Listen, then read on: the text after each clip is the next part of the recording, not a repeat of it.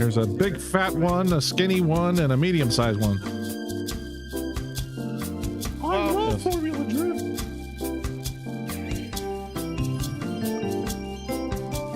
No stranger to drifting, no stranger to competition. That guy stole my freaking ratchet wrench. I see that. That's mine. He rejects your reality and inserted his own.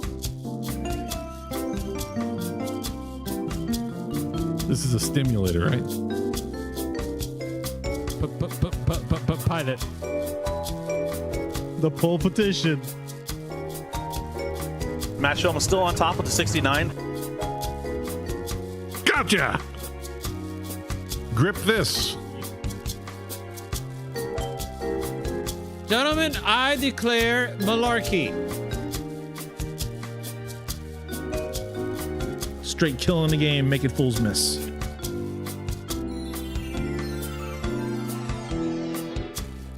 This is a horrible experiment.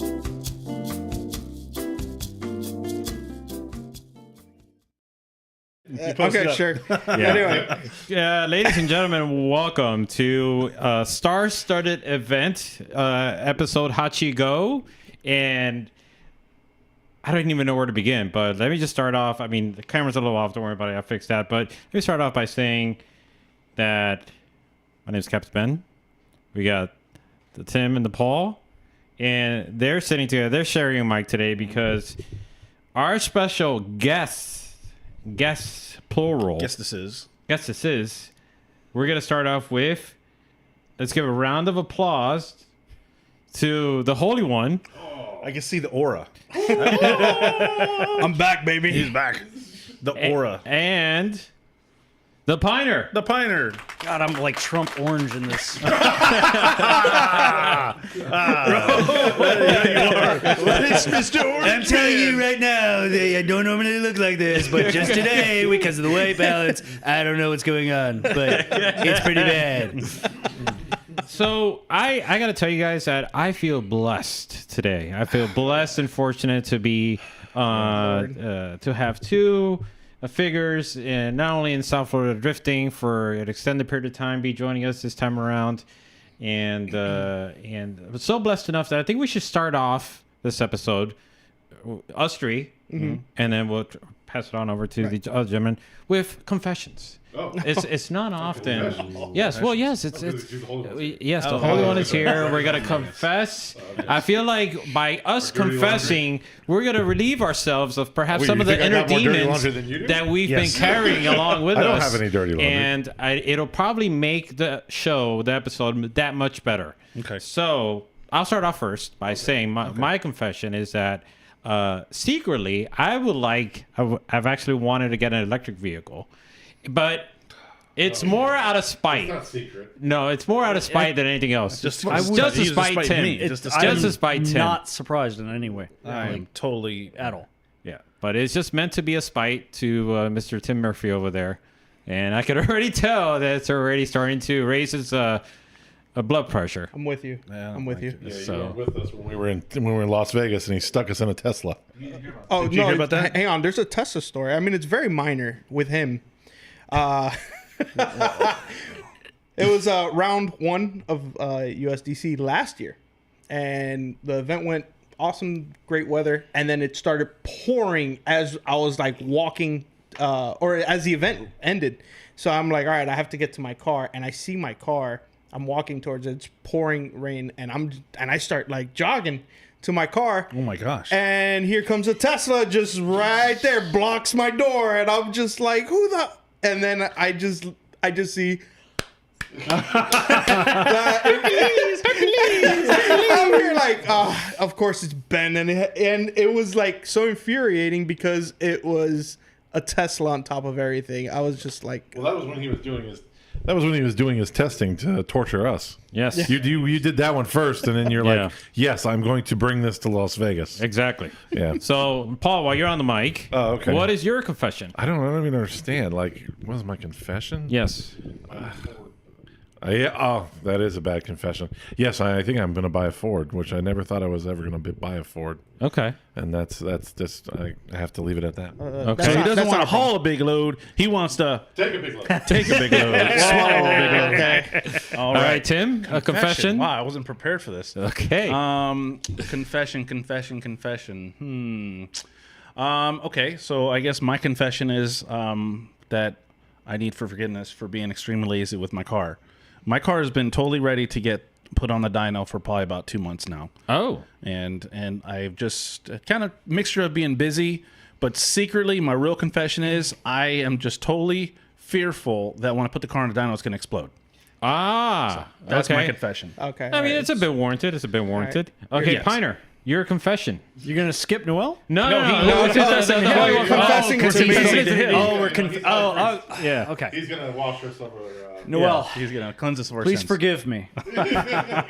Absolve me of my sins. Oh boy. That despite being in the car community, since I was very young, I hate working on cars. Like I am not that's a good interested in it at all, and I force myself to do it every single time because I want to drive. But if I was rich and I could pay someone to do it, I Yeah. would 100% never do an oil change. I would 100% never turn a wrench on anything. Yeah. That's my confession. Okay. Wow. But then again, anybody that knows me close by, they already know this.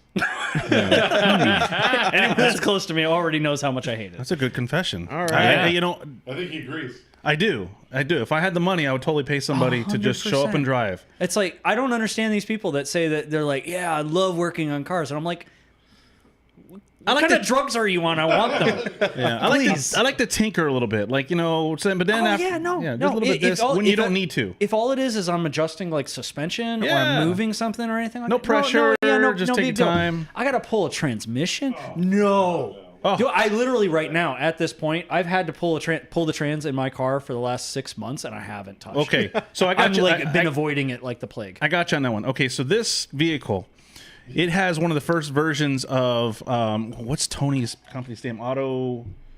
Shoot. What is it called? Auto something. Anyways, the adapter kit from the 1J to the to CD09.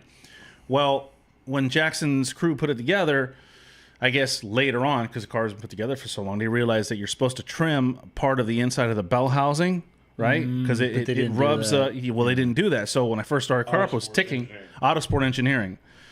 So they didn't trim that down. So when I started the car, I hear clack, clack, clack, clack, clack, clack, clack, tick, tick, tick, tick. I'm like, oh my gosh, I thought it was like a rod or something. I was like, man, that's really loud. And it started to go away. And then I pushed the clutch in and it go away and come back. And then Paul was like, well, they're supposed to trim that. I'm like, well, I didn't know that because they put it together. So speaking of not moving transmission, I figure steel's harder than aluminum. Sooner or later, It will self-clearance. it will self-clearance itself. So, Eventually, or it it will will. explode on the dyno. Like One of that- the two. I haven't got it above 4,000 RPM yet, so we shall see, my friends. Wow. Wow. Interesting. All right. Mr. Noel, how do you feel about those confessions? I'm gonna be taking on your sins. And then when I get home, I guess I have to take a shower. You know? You're already bathing with Ford anyway. Yeah. already That's, in well, bed with hang on a minute. You said you wanted to buy a Ford. You never specified what it was. An F-350. Okay, it's not a Lightning. All right. Okay. I understand that. Now, Ben, that's really mean what you did. Oh, well, I mean. But I know, but you asked for repentance. So I But you don't understand. We went to Vegas for LS Fest, and he rented the vehicle. We didn't know what he rented. When we got in the parking lot, he didn't get the SUV model. He got the smallest one. This guy in the front seat. The screen digging into his leg the whole time. Diana suffering from, I think, like just the sun rays because you can't. It just she's constantly getting burned. Glass roof. Yeah, so she had I don't know, it was like sunburn of like bad. that was 4th degree or something. I don't that's know. very mean. And then I bought a supercharger that we had to fit into the car. I mean, you know, you could have. I mean, this is for future reference. You are forgiven, Thank you. right? Well, by you. Yeah. It doesn't really mean much, but if you're gonna be going to LS Fest, why didn't you get like a pickup truck that had an LS in it? Would make sense. Yeah, That would totally make sense. But Yeah. you're going the total opposite way. And not to Yeah. mention he had to charge it like 20 times the whole time there. And we're only there for 3 days. I'm sure. I'm yeah, sure. that was the payback. But he will refuse to admit that was a what you could say, like An was inconvenience. Inconvenience. Thank you, sir. My vocabulary is yeah, diminishing that- as I get older. But yeah, it was refused to admit it was an inconvenience because he's charging it to 100% at 3:00 at night, driving back to the hotel, and it's down to 80%. He loses 20% from going to the charger back to the hotel. Were you driving uphill the whole way to the hotel? No, Both ways. was it? No. It was probably hot. Was it hot in Vegas? Probably. Vegas Yeah. barely has any chargers. Yeah. There was like not enough chargers there. How far was the closest charger? How far? Probably 15 miles, give or take. Yeah. Okay. 15, 20. That makes sense. And like these ranges that they give out for these cars. Oh, it goes 500 miles. It's in perfect conditions. Not with me either. Yeah. No. Well, that, yeah. when it is 75, I'm a family low of 4. humidity, like You're not using AC. You're not using the radio. You have exactly. No, not using any other like electrical devices In in the school car zone the whole time. Yeah. No radio. You know. Yeah, exactly. So, yeah, Ben, that was a bad move. But, I mean, you paid for it because even though you won't admit the inconvenience, you were inconvenienced. Hey, I had fun. Okay, I had fun at the expense of their misery. All right, I could see that. it made it worth it. I could see that. Knowing you, I could definitely see you doing that. But, yeah, you got to stop that. Okay. All right, cool. So I mentioned before I took a trip to Formula Drift Orlando, and I put the extra effort to try to avoid people, and I guess under the Pioneer, you've been a spotter before, so you're noticing things that many people don't, and I guess your skills worked out because you spotted me. I spotted you because you were 3 feet away from me in the tent, and I'm like, "That's Ben. Like, I know you. Like, I'm not gonna be like, oh yeah, this guy that I've known for like 20 years. Like, I'm just gonna not say hi to him and like talk to him." Like, Ben likes to think that nobody recognizes him. I don't know, for some reason. He recognized me. He's like, well, yeah, sure, of course. Like my memory for names is not great, but faces, it's pretty all right. What about nicknames, usernames? Bladder, Okay, all right. So hey, that works. Okay, Yeah. That's how it was for a while. Latino Hibino. Yeah. You don't remember mine. Yeah. Yeah, buddy. Oh, Mine was difficult. Wow. Oh, you know, you're right. I don't know remember what? yours. Wow. Yeah, because you don't associate the name with what I was driving, because most people don't, because it was early on. Well, I remember the RX-8. Okay, so then that should give you a key there. Ah, It does. It gives you a huge key. no, I don't remember. Your name was Hachi. Yeah, Yeah, but it was. I never remember. If I hear Hachi, I'm not thinking of literally, RX-8. Yeah, that's right. Literally, It was I Hachi makes sense, and I remember Hachi now. But Yeah. for some reason, I don't know why I couldn't. I don't care. But I've always called you Tim. Yeah, exactly. Versus everybody Nobody ever else, called me- everybody else, I would call their username. Right, their username. No, everybody called me by my name. Well, what was your name? I don't remember my names. I remember you had a quote. What was your Pat what? quote? My quotes were whatever I was fighting with Pat and Jeremy Lowe about.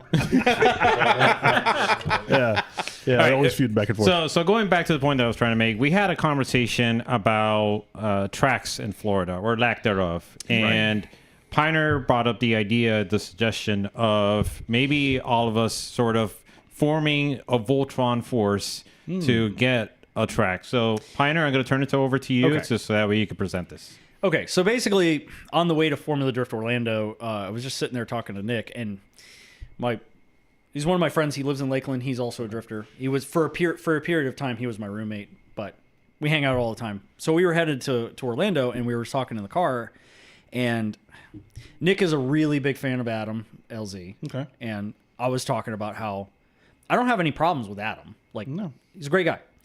But the only thing is I was thinking to myself, I was like, well, if I was in Adam's position, right, what would I want to do? Yeah. And I'm thinking, because it's like Adam has all these cool projects and he does all this stuff and he does the world tour and everything like that. But if I was in his position with the resources, what would I want to do? You know, and it wasn't coming up with like, okay, well, I want to build this car and I want to do this thing. I want to do that. It was coming to like, we're losing a lot of tracks in Florida. With losing PBIR, that really hit me hard because I loved PBIR, right? I mean, I would drive 3 hours from... That was home for me, man. Like, Right, I was going there since I was 5 years old for drag racing. Dude. Then drifting came through. I mean, I remember the home. first drift event that we did there when it was called Moroso. Yeah. And I mean, I was going to those events all the time, even though I lived hours and hours away. And that was like the main thing for me is I always seemed to be living farther than everybody else in South Florida and constantly coming down here to go do events. And I was thinking, well, what would I want to do? I would want to build a track.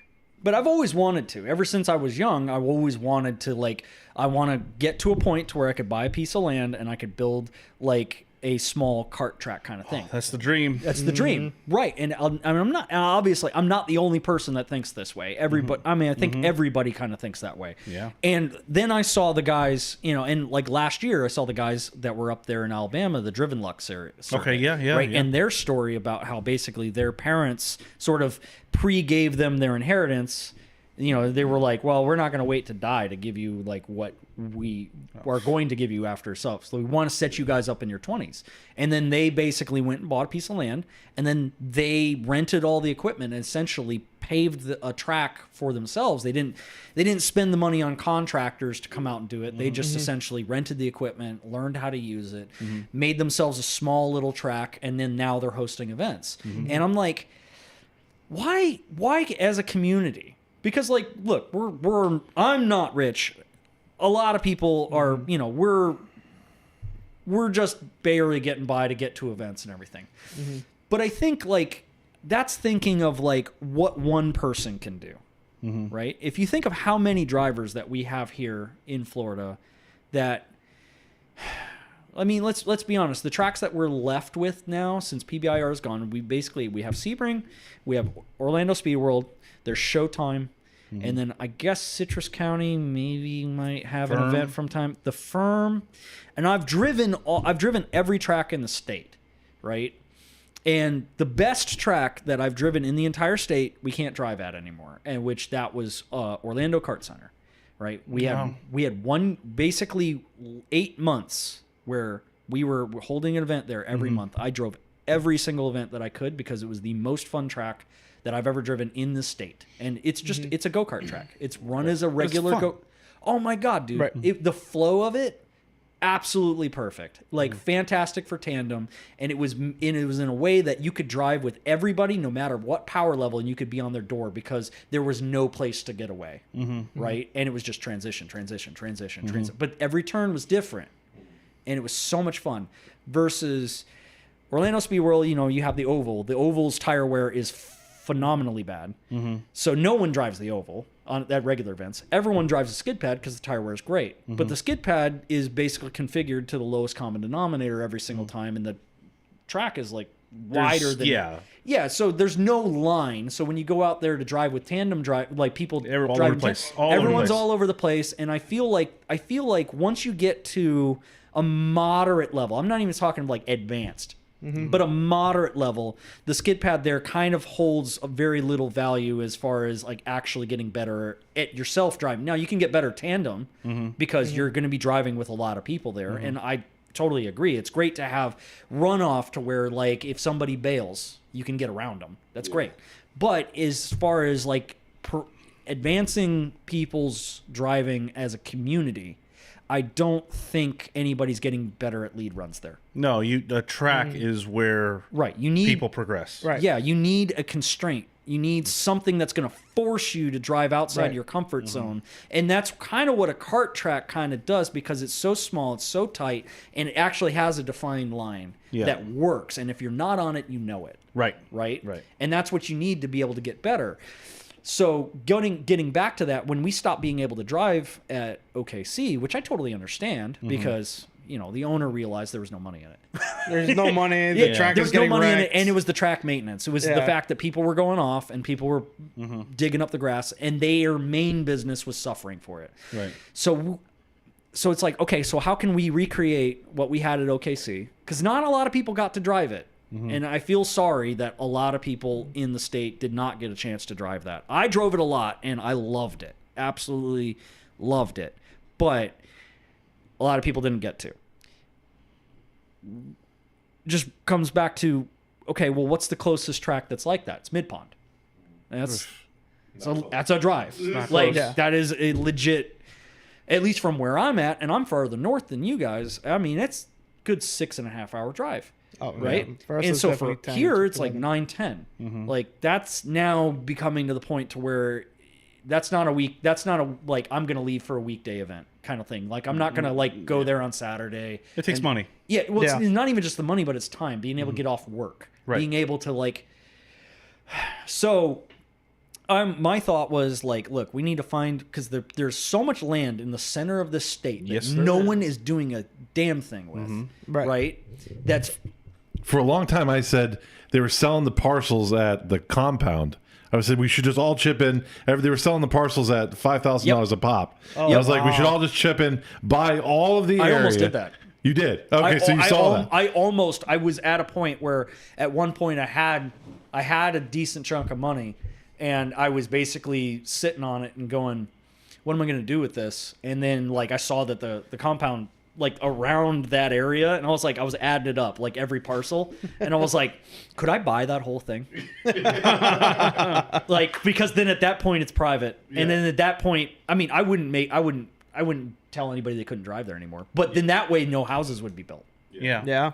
Well, what you do But I is didn't do that because I'd put a you got to turn container it into home on like it. a driving club, right? Where you and then Yeah. that way people go in and so, and that comes back to the other point is that so there are new tracks being built in the state, but they're driving country clubs, and so you have Tampa. there's the one in Tampa, which is called the Motor Enclave. Now that track, as far as the road course, yeah, I don't really see any value in drifting in it. It's a pretty boring track. There's one in Opelika. No, there's one being built in Auburndale, like just down the street from where I work, and it's called the Circuit, the Circuit Florida. But that one's even worse because the only people that are ever going to get to drive on there is if you own a condo. Yeah, no, there's one. There's one in Miami that's really nice, but it's Porsche only. Oh, the pretty much. Porsche Club. The Yeah. Porsche Club. Porsche Yeah. Club. And it's like we're seeing new tracks being built, but they're becoming they're like these exclusionary sort of country club kind of places where unless you can buy a $500,000 condo at this place and pay $80,000 a year to be a Maintenance member, fees, yeah. that you're never going to get to drive there. The Motor Enclave has opened a couple like open track days, but they're $600 a pop to Right. like go do a track day there. Yeah. and you're not like, drifting. No, you're not. No, you're not drifting. But it's just like, but looking at their business model, they're never going to let us do it. Like, Right. because no one's going to pay those types of fees. And then honestly, the Motor Enclave, their layout is not even conducive to it. Right. So, the circuit, the circuit, Florida circuit or circuit to Florida or whatever the hell they're calling the one in Auburndale. That one. Yeah, I could see a few layouts on that. It's actually got some elevation change. It looks pretty cool. But I've already talked to them about it, and they're basically completely closed. And the only people that are going to be able to drive on the track are people that buy a condo there. That's Yeah. insane. But the cool thing, at least with that track, to where I kind of understand it, is because like the Motor Enclave, you can buy property there, but they don't have residential zoning. So you can't live there. You can stay there for like a day or two or kind of thing, Right. but you actually can't live there. The one in Auburndale, they actually have residential zoning. So they're actually allowed complete overnight stays. So if you buy a condo there, you can live there indefinitely. Okay. So now the condos are, Yeah. I mean, they're nice, but they're extremely small if they're going to be your Yeah. primary residence. But anyway, getting away from that is like, okay, so this business model is working for them, right?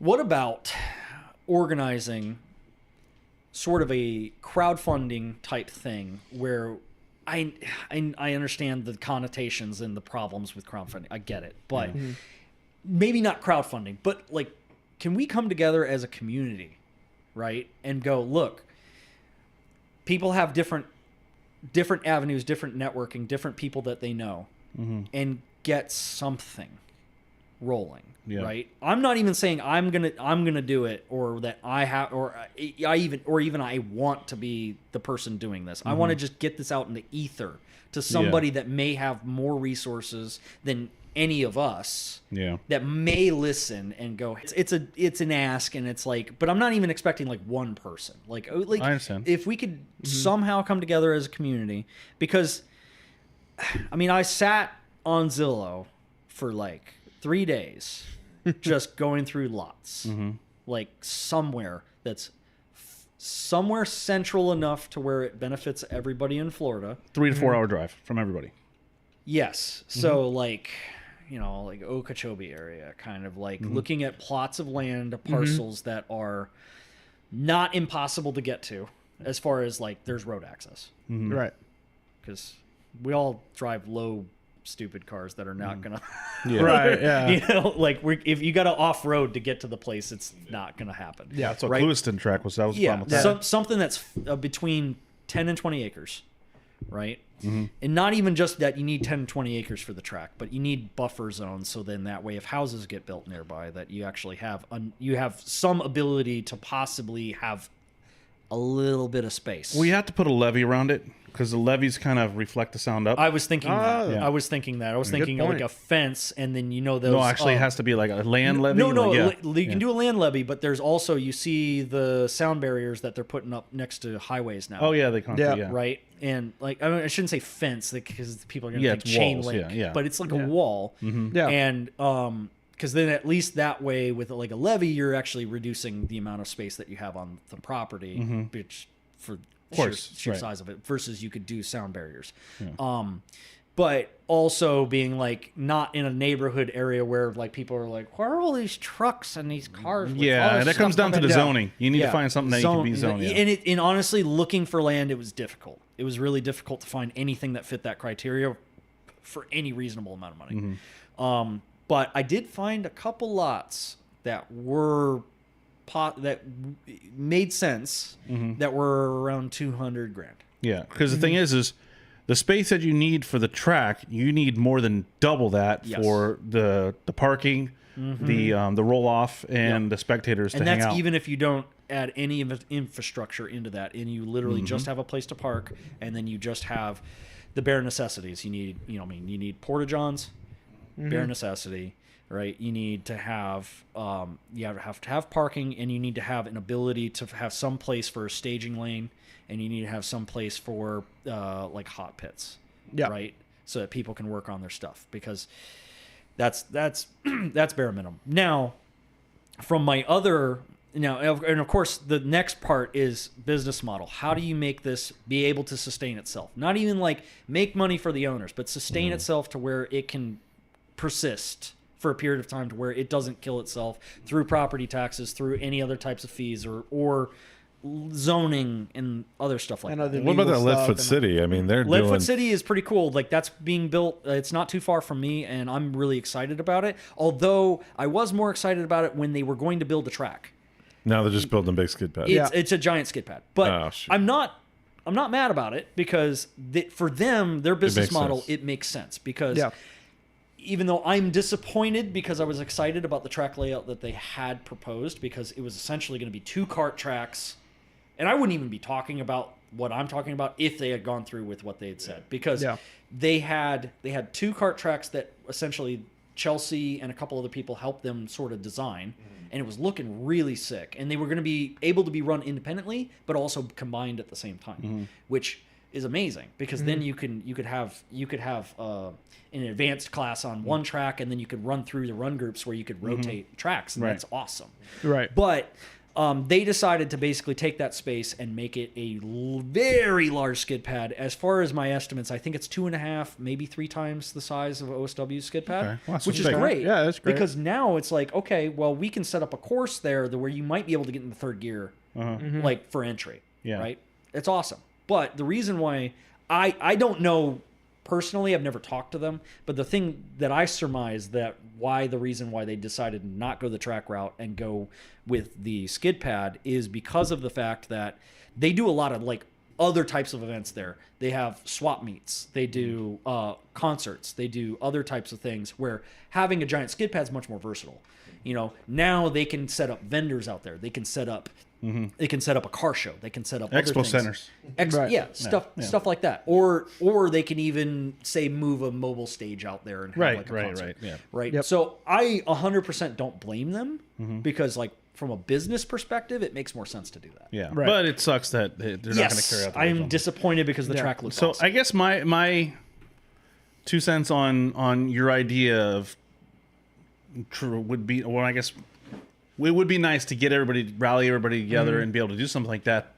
The problem is it's like too many cooks in the kitchen. Everybody's going to want to inject their own idea. No. They're going to want to put their money on it. They're going to want to have control over it. 100% understand, And that's and where I the struggle 100% agree with that.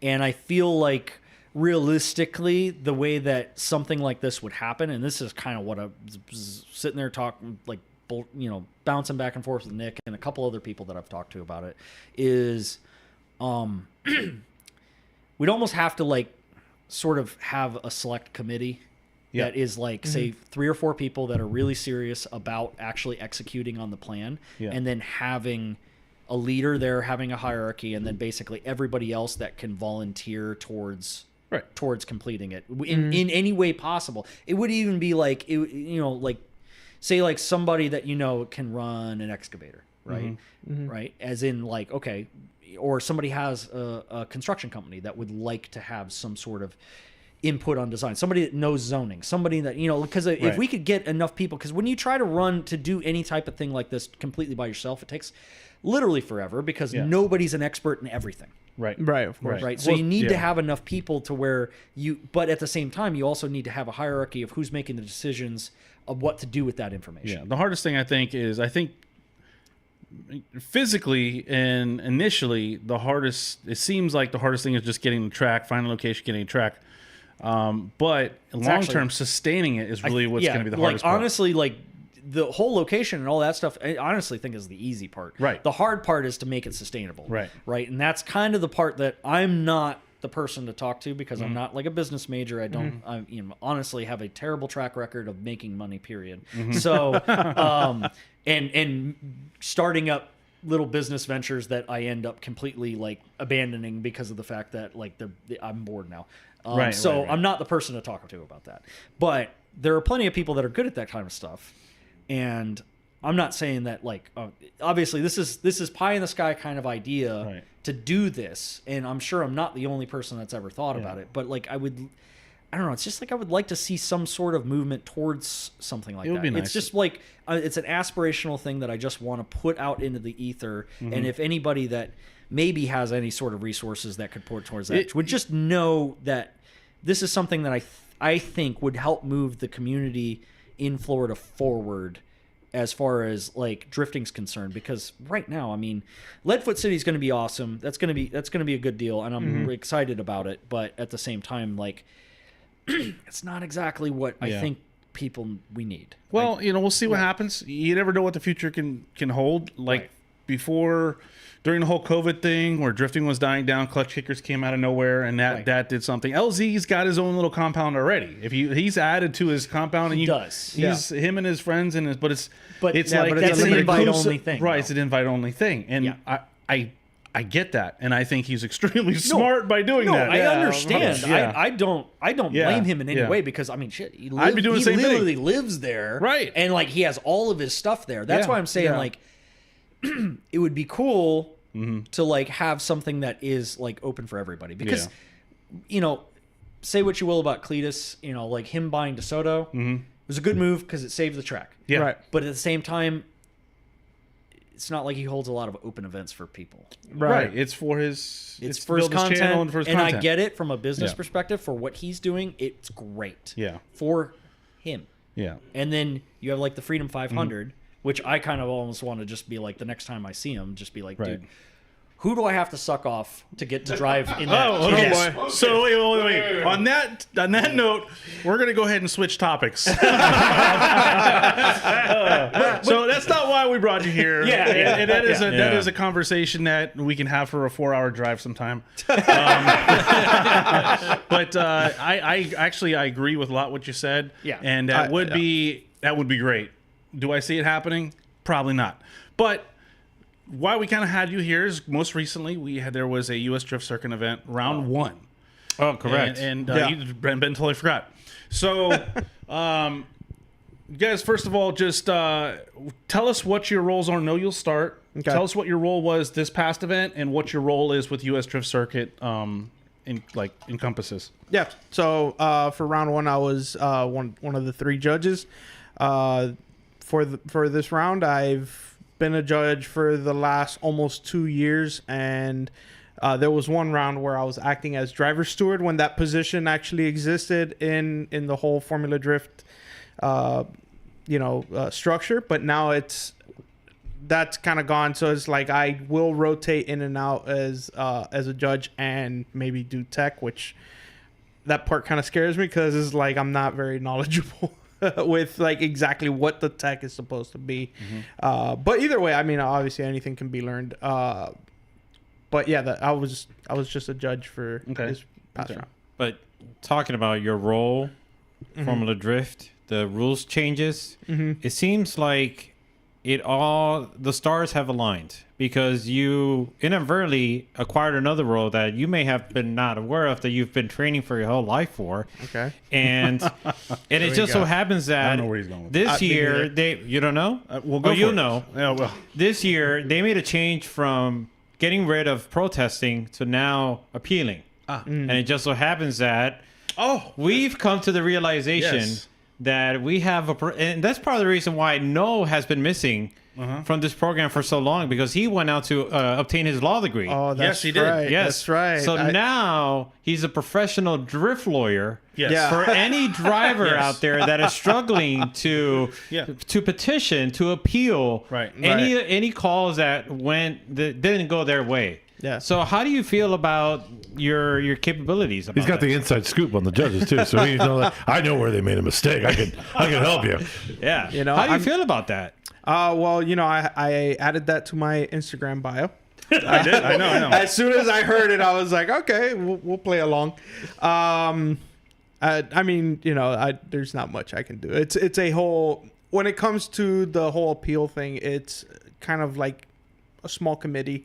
We look at what the rules are, how bad of an infraction it would have been, or a break of the rules, and then we come to a decision by deciding, well, I this is my opinion, and and then each person gives their opinion, and then they come up with a verdict. And then at the end, you stamp it, right? Yeah, then I come with my notary stamp, and Make it official. Yeah. Make it official.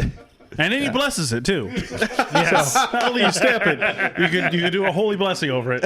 And then when it sends it to them, it glows when they open the envelope, and you're like, this is like, it's notarized in it.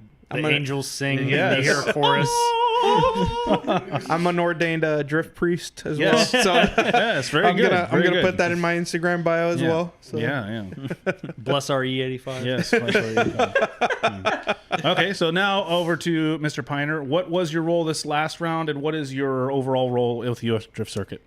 So my last role at the round 1 was since we had Kelsey and we had Rad Dan as judges of that event, because they're not going to be judges the whole year, that myself and Adam Ginkel were rotated out to basically run tech, because the 2 gentlemen that were running tech last year decided this year that they wanted to be part of a couple teams that were running. So, which kudos to them.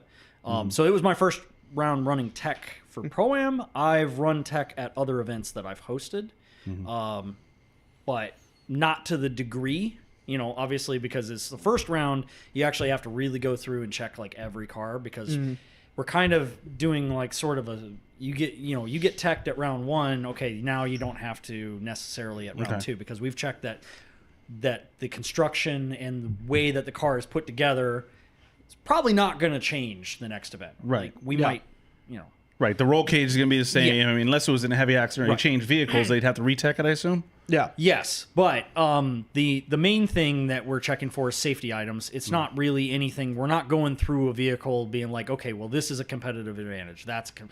No. Kevin Wells does that in FD. That's not our job. Our job is to make sure that the car is going out on the track is going to minimize safety issues. Because I can't say that your car is safe because it passed tech. Correct. Right?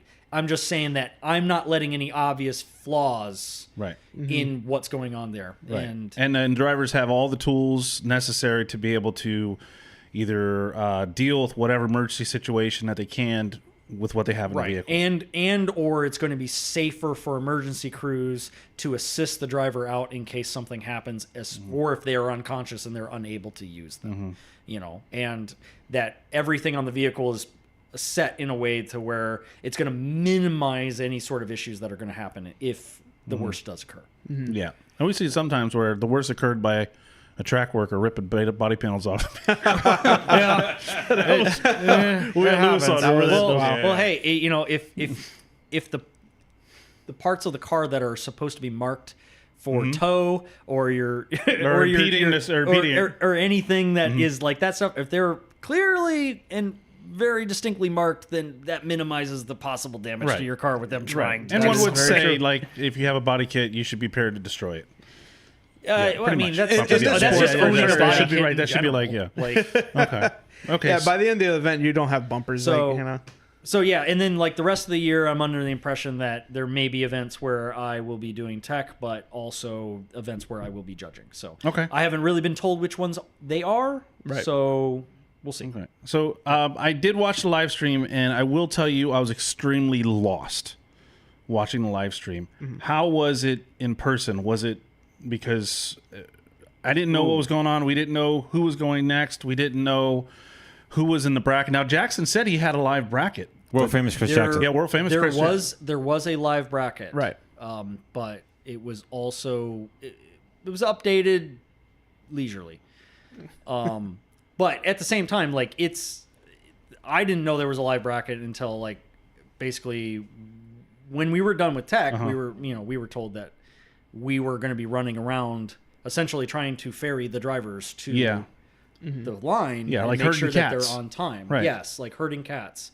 And that was basically us driving, me and Adam driving around in a golf cart, yelling at people, being like, "Hey, get your car, go!" Yeah. But it's amazing that despite the live bracket,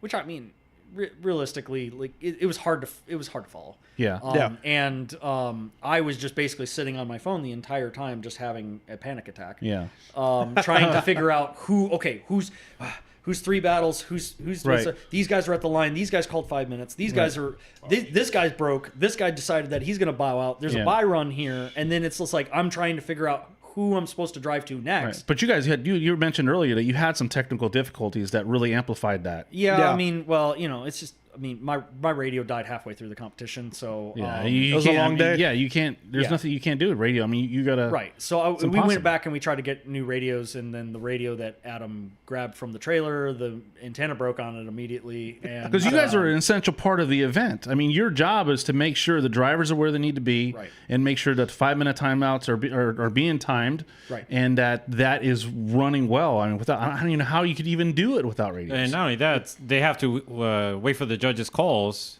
to see like who's coming up next, who won, who lost, all of that information. So I mean, it was tough. It was tough, and actually, I'd never done something like that at an event, and it gave me a lot more respect for everybody trying to run the show because. I mean, the last year at USDC, I was judging, so we're up in the tower, we're arguing, we're, whatever. Yeah, you just get made fun of by the chat, the group chat, and that's it. You don't have no responsibility, really. Basically, all the chat telling us that we're dumb and that we don't know what we're Typical looking stuff, at. typical stuff. Normal. That's really, honestly, everybody says, like, oh, the worst job in drifting is judging, and I'm like, I don't know. After round one, I don't think that's true. I don't think that's true. I think the track staff do not get enough credit for how difficult it is to actually run a competition and to run. I mean, and realistically, that's just the fact of the matter. Like, it's really difficult when you're trying to run an organization with a limited number of people to get this many drivers and run a live stream and get everybody in on time, follow schedule, and then honestly getting the drivers to even know when they're supposed to go up. Because I don't blame them for not knowing when to go up, because I was having trouble with it too, and I'm supposed to be the one running around telling them.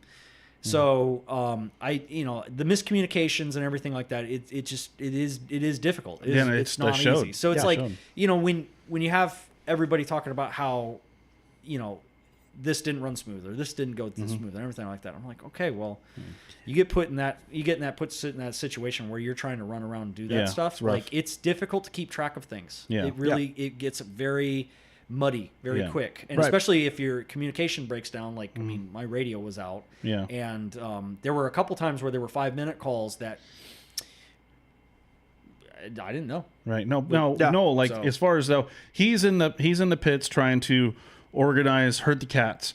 What is going on in the driver's booth? And are you guys near the announcer? The judge's booth, yeah. Thank you for that. So I wanted to touch a little bit on what he did before I answer that, because I had to do something like that in round 3 of last year. At OSW, right? At OSW. What really helped me was I had Colton there. Colton couldn't make it to round 1 this year. He felt sick. Missed you, Colton. Yeah, but let me tell you, having that guy around is a blessing.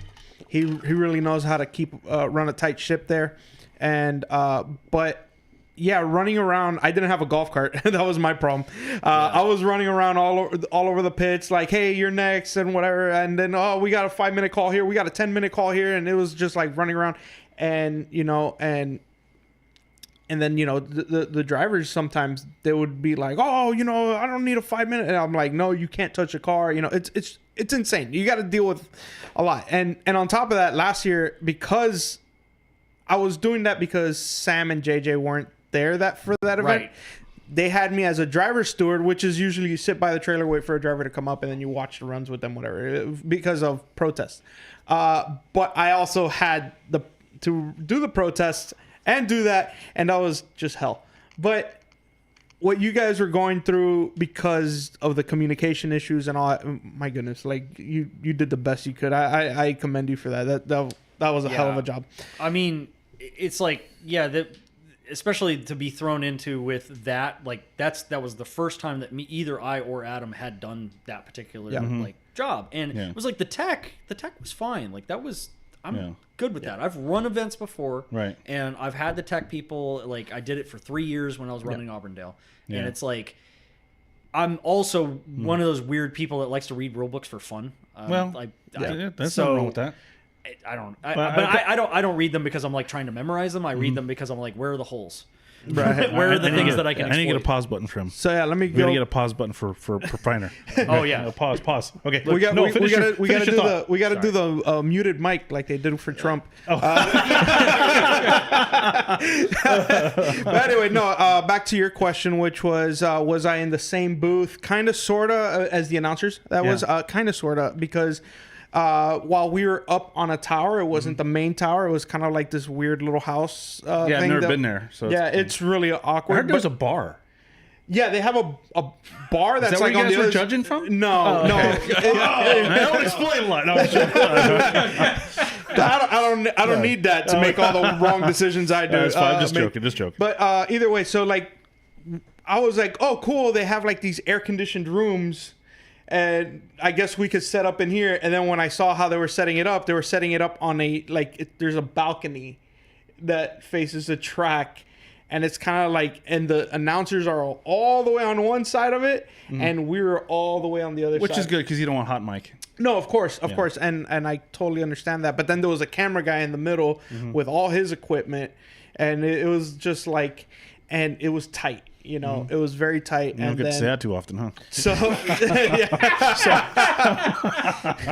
I miss you, bud. It's okay. I recognize. Okay. So we didn't really have a lot of communication with the announcers, which in the other rounds, since we're up on a trailer in kind of like a small confined space, I can tell the announcers, or one of us can like talk to the announcers and tell them what's going on, what the decision was, why this was going on and whatnot. And so that way, even like they would cover their mic, I'll tell them what's up, or like Kelsey will tell them, or whoever, any of us. Right. And then they'll relay that information to the audience. Okay. Well, we didn't have a chance for that because we were completely separated. Okay. You know, and we understood that, you know, time was running out. Well, not really running out, but we're running long on time. Yeah. I didn't know it was running out. And then so we're just trying to make quick decisions. We really couldn't relay anything to the announcer. So that was, Well, now that you have the opportunity, do you feel off the top of your head right now any particular battles that you would have liked to have clarified at the time that now perhaps you could take the opportunity to do so?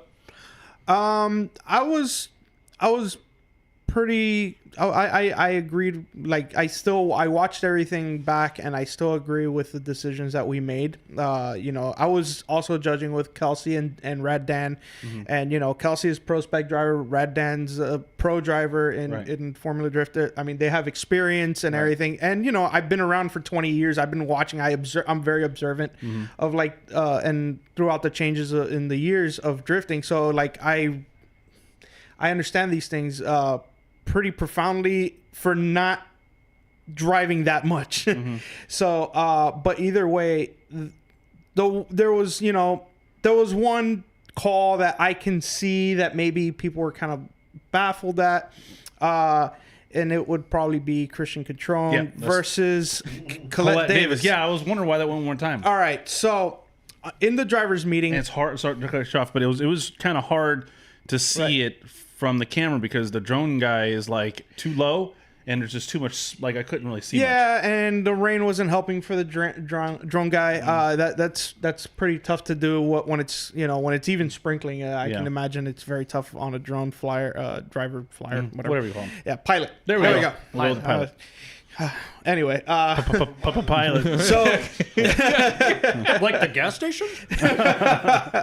So, but it wasn't so much camera angles, except for nitpicking the rules that we decided to use, because in the drivers' meeting, I explained to the drivers, I understand it's a very short run up, and I want the chase driver to give room to the lead driver if they have to do a faint initiation.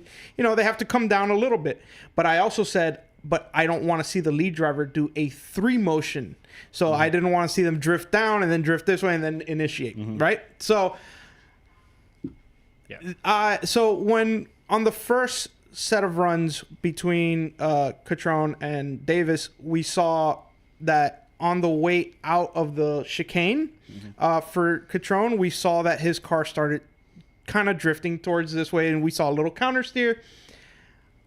I initially didn't really want to knock too hard because I'm it's wet, you know, the car, you know, they're driving rear wheel drive cars with tons of power and all that. So it's I kind of understood that, but you know, but I talked to the other judges and they were you know, we did state we didn't want to see a 3 motion, you know? So, and then I was like, the driving that Cotrone did was so good, you know, and so we were so it wasn't an intentional 3 motion, or was it that he didn't have any traction 3 motion? And that's the thing. I was really fighting that in my head, and that was the only decision where I could have, and I'm speaking for me, not for the other judges. Right.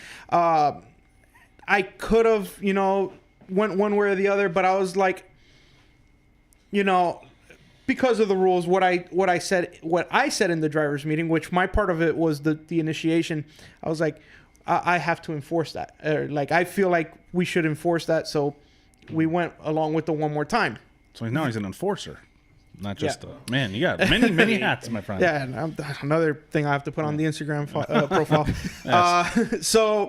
But then in the second run, he did the same thing, but I have to say, and nothing against Colette. I think the way she drove that weekend was really good. I mean, I thought she did great. Yeah, no, she did stepped up. fantastic. She stepped Even though I up. didn't Like you see could any see her progression throughout the weekend, and I was really impressed with that. But Cotrone's driving was just superior. I mean, he was.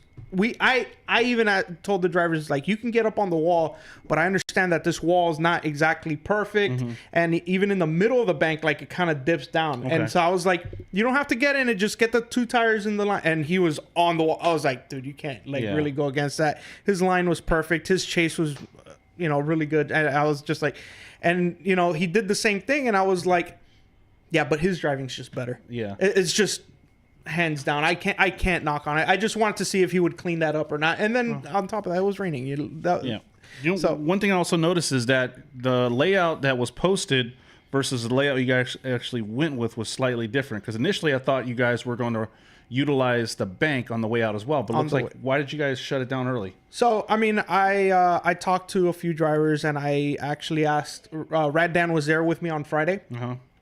And we were kind of on and off on like finishing the track on the bank because tire wear, and also maybe some drivers, we have a varied level of drivers that are there. Okay. So I'm not gonna say that we have bad drivers or anything like that, but I understand that might be a challenge, and that could cause and because that's a challenge, it could cause.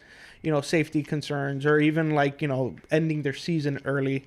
And so we thought, like, I think it would be best if we just end it here. Initially, Dan and I decided on an inner clip to finish the run, but then we had the drivers meeting, and we were talking, we let them see the track, and it was true that an outer zone to finish off there would be better. It's kind of awkward because you're just kind of finishing on a transition, and it was weird. I understand that, but I got a question, and it's actually for Ben. Hey. Okay. So, and I had this discussion with Chris earlier, and world famous Chris Jackson. My bad. Me and Ben, obviously, we were running, and my brother as well, and we were running county line drift for a while. And even though it was a small little track, one thing I think that me and Ben and Paul saw eye to eye on right away is driver input. We basically didn't take much driver input. We came to the event and we're like, we're going to do this, and you guys are going to listen to us. Yeah. I told Chris, I was like, I really think, I don't think you should be taking driver input at all. I think that you should put a course out, and then drivers are going to play. No, you can't make everybody happy. So just you piss off who you piss off, and then you do the practice, and then you tweak it. You know how many people were upset when we did the second turn? I mean, everybody was. Oh, wow. When we did the second turn, everybody hated. Like, oh, this sucks. This is the worst thing ever. Then once we started doing it, we were like, we don't want to do that. Any other one? Dude, I drove both layouts, and I'll tell you, second turn all day. That was so much fun. So back to my point, Ben. What are your thoughts? Driver input. When it comes to track layout, Layout to the whole thing, because you can't. I don't think you should give the drivers any input, especially the day of the event. Only because, as an event organizer, you have a game plan, and if you're trying to cater to drivers, what does that do to your game plan? It makes you change it. So, what are your thoughts? It's kind of tough because oftentimes as a judge, you're not fully familiar with all of the circumstances that the drivers are into. I'm more talking about the event organizer, because that's the event organizers. Oh. So it is my opinion. The event organizer is the one that lays the law down, and then the judges have, you compartmentalize, or whatever you want to call it. Right. And set everything up to where the event organizer says, this is the layout we're going to do. These are the rules, not asking input. I mean, I guess more specifically, as an event organizer. Yes, as an event organizer, then no. I don't think, in regards to the competition aspect of it, they shouldn't take any driver input. Only because, really, that if any driver input needs to be accepted is for the judges, who are going to be giving the criteria, and they have the guidelines that they're going to be administering. But the event organizer just needs to be able to sort of get all of the people that he needs to get to do the different jobs that are going to be a part of the event to make it happen. Yeah. And they're going to be putting out fires. They're going to be basically saying like, oh, you got a problem? Okay, I'm going to fix it, do this and that. So the competition aspect of it should be the last thing on their mind. Yeah. And that should include the driver input. Right. But again, it depends. I think the only leeway I would probably do is if there's a serious safety concern that a driver notices. Like putting a K-rail on initiation. Right, Somewhere like that. exactly. That would make sense. If there's a serious safety concern, then I would allow that to occur. But if it comes down to competition, the rules like that, then Yeah, because like Dave Egan's not having a driver meeting and saying, "Hey, what do you guys think?" Like Right, we're right, taking right. input, or Ryan Sage. This is what we're gonna do, and you're gonna follow it, and you can. What do you think? Well, having in the last couple of years been in a bunch of like FD drivers meetings, Okay. like when I was on Kelsey's team, they do actually ask basically open it up to everybody to ask questions. Now, whether Well, asking questions is one thing. Well, and not even just asking questions, but also like driver input. But at the same time, they're very measured about like what they're going to do. Like it's like they have taken driver input when it comes to courses, as in like one of the big things is at Jersey is that the entry is just a wall, and they didn't really have enough in the way of marking where the 3-cone was. And that's understandable. That's something that was brought up, and there's been other criticisms as far as like other types of tracks, and now maybe they didn't implement those that year. But following year, right? But then it percolated to maybe the next year to where like they make a change. But they're not going like, oh, hey, this is our layout, and then the driver's like, I don't like that, and then they're like, okay, well, cool, we'll change it now. Exactly. They're not doing that. They'll take their concerns, they'll address them in a meeting after, and then they'll make changes if they feel necessary. Yeah, I feel like it's more of a measured kind of response to that. Okay. It's like it's not that they're not listening, but this is set in stone for this event. This is how we're going to do it. And I think that's the way it should be. That's the way it should be. But as far as like driver input, it's great to have it. You need it. But at the same time, like you're not going to bend over backwards to change everything in your plan. Like to you piss somebody else off. Yeah. Right. no. I was gonna actually add something else too. I forgot about it, but it just came to mind. Another reason why at least Dan and I decided not to run the bank on the exit was because there's cars of various power levels as well that might struggle or like might make some movements, and then it just makes the judging harder at the end of the day. We want to be able to like make an unnecessary turn, really. I guess at that point. Yeah, at that point, it's just you're adding an extra challenge. Somebody can have like the most banger run ever and then screws it up right there just because we had to add an extra turn. Yeah, I think Jackson wants to run it down next year like that because he was pretty adamant about. I mean, I'm just letting you know. Giving you warning. I have opinions about the layout, but they're kind of in a way. So like when I initially looked at the track map, because I wasn't judging the round, I didn't really look at it that hard. So I actually assumed we were running the opposite direction. Oh. Surprise! So the way that I thought it was running, I was so confused when practice started because I was like, dude, why is everybody running the track wrong? Right? Because in my mind, the way that it made sense to run the track was that you were going to go around the bank, the same direction that everyone else is.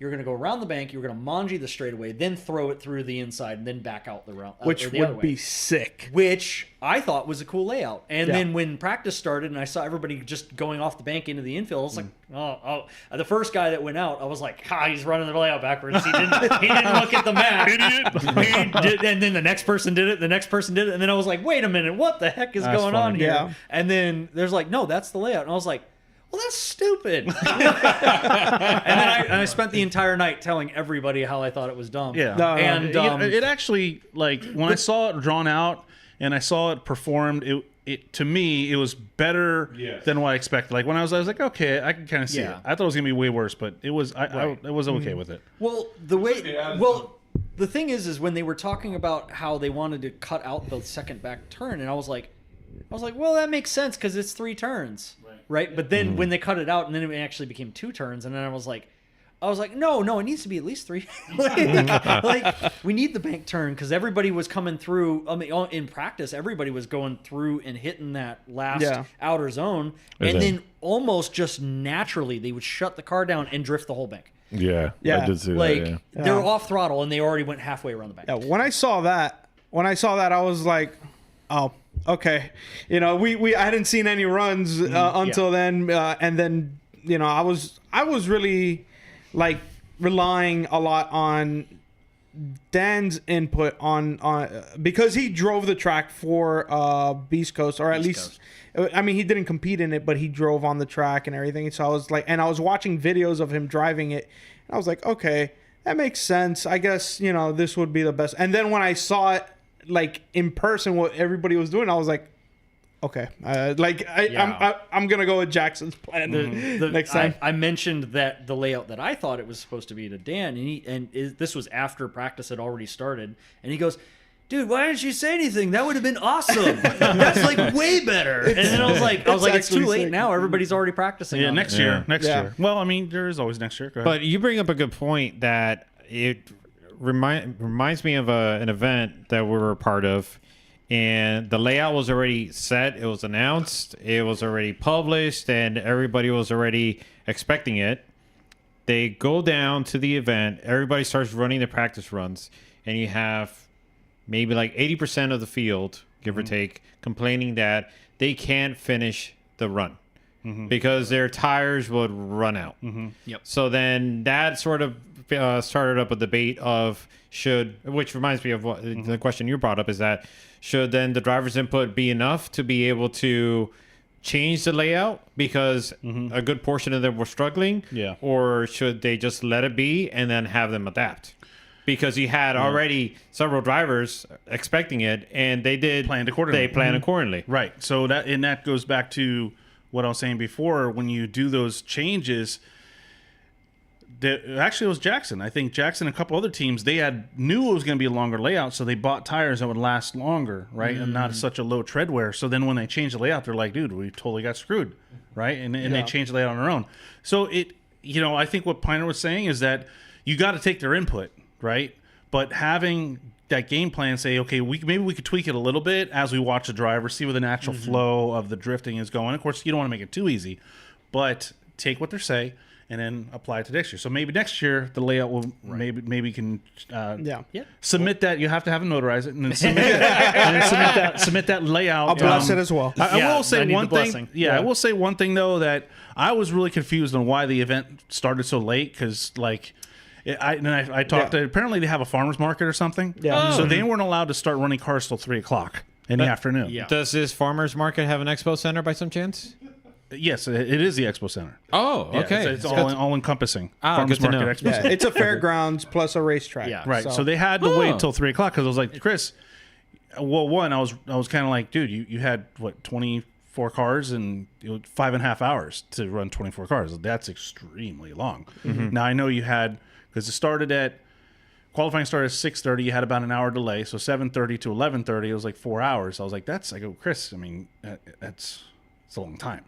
It's a long time. But I asked him, why don't you move earlier? If you knew that was going to be, and that's why he said. So I was like, okay, I kind of get that. But I was kind of bugging Chris today. I was like, dude, you got to speed it up, man. Yeah, the farmer's market thing. Well, actually, also the other thing too is about that Citrus County track. Apparently, they only really have like maybe one day out of the month they could even hold an event. Because of the way the ordinances are and everything. Oh, so, wow. Yeah. There's like, it has to be like fit very specific like criteria of like, okay, on this day this can't be doing, this can't happen. Wow. Yeah, and it's funny though because it's like right next to an airport too. Yeah. And you would think that, but I mean, honestly, a lot of those planes that were landing were really quiet. So there was one that had a propeller. I swear it wasn't a glider, and it came down, and I was like, this was like phantom. Like it just literally no sound whatsoever. I watched it land, and I was like, how did that make no noise? Like none. But apparently, might have something to do with the ordinance. Yeah. So that kind of sucks. That makes life a lot difficult when you're running an event because now you're under more of a time constraint. I will say that the out of all the events we ever done, Nick Swan does the best because we're able to do almost a full top 32 on some of the events and have practice and be able to bang it through and get about the same, 20, 28, 29 drivers and bang out a top 32 in like an hour and a half. Yeah. Right. Yeah. I know. I'm sorry to cut you off. Formula Drift, I think, has really stepped it up with the, speeding up the process. Oh, no, I think they did a for great sure. job this year. Yeah, for sure. They definitely made that a focus this year, and I know I've heard Ryan Sage said it. I'm pretty sure you've heard it too. And you've where- spoken to him. Yes, whatever. Yeah. Many conversations, Ryan. Don't you remember me? Last year we did have a video conference with him before the start of the ProAM season last year, and It was pretty cool. It was really cool. It was good to be able to talk to Yeah. him, and also it was also kind of get a little bit of the more behind the scenes of like why they pick certain venues. Like that was the big thing for me because I was trying to be like hey, we need to run Daytona. Like come on, come Daytona on, man. would be insane. OSW is cool and all, but like Daytona, bro. Yeah. It's just too expensive. But yeah, Ryan Sage did one time say that the reason why he really focused on speeding up the process is because in St. Louis last year they were running a long time, and some big shot CEO type guy that runs events, he was like, "There's no sporting event has a 45-minute break." I agree.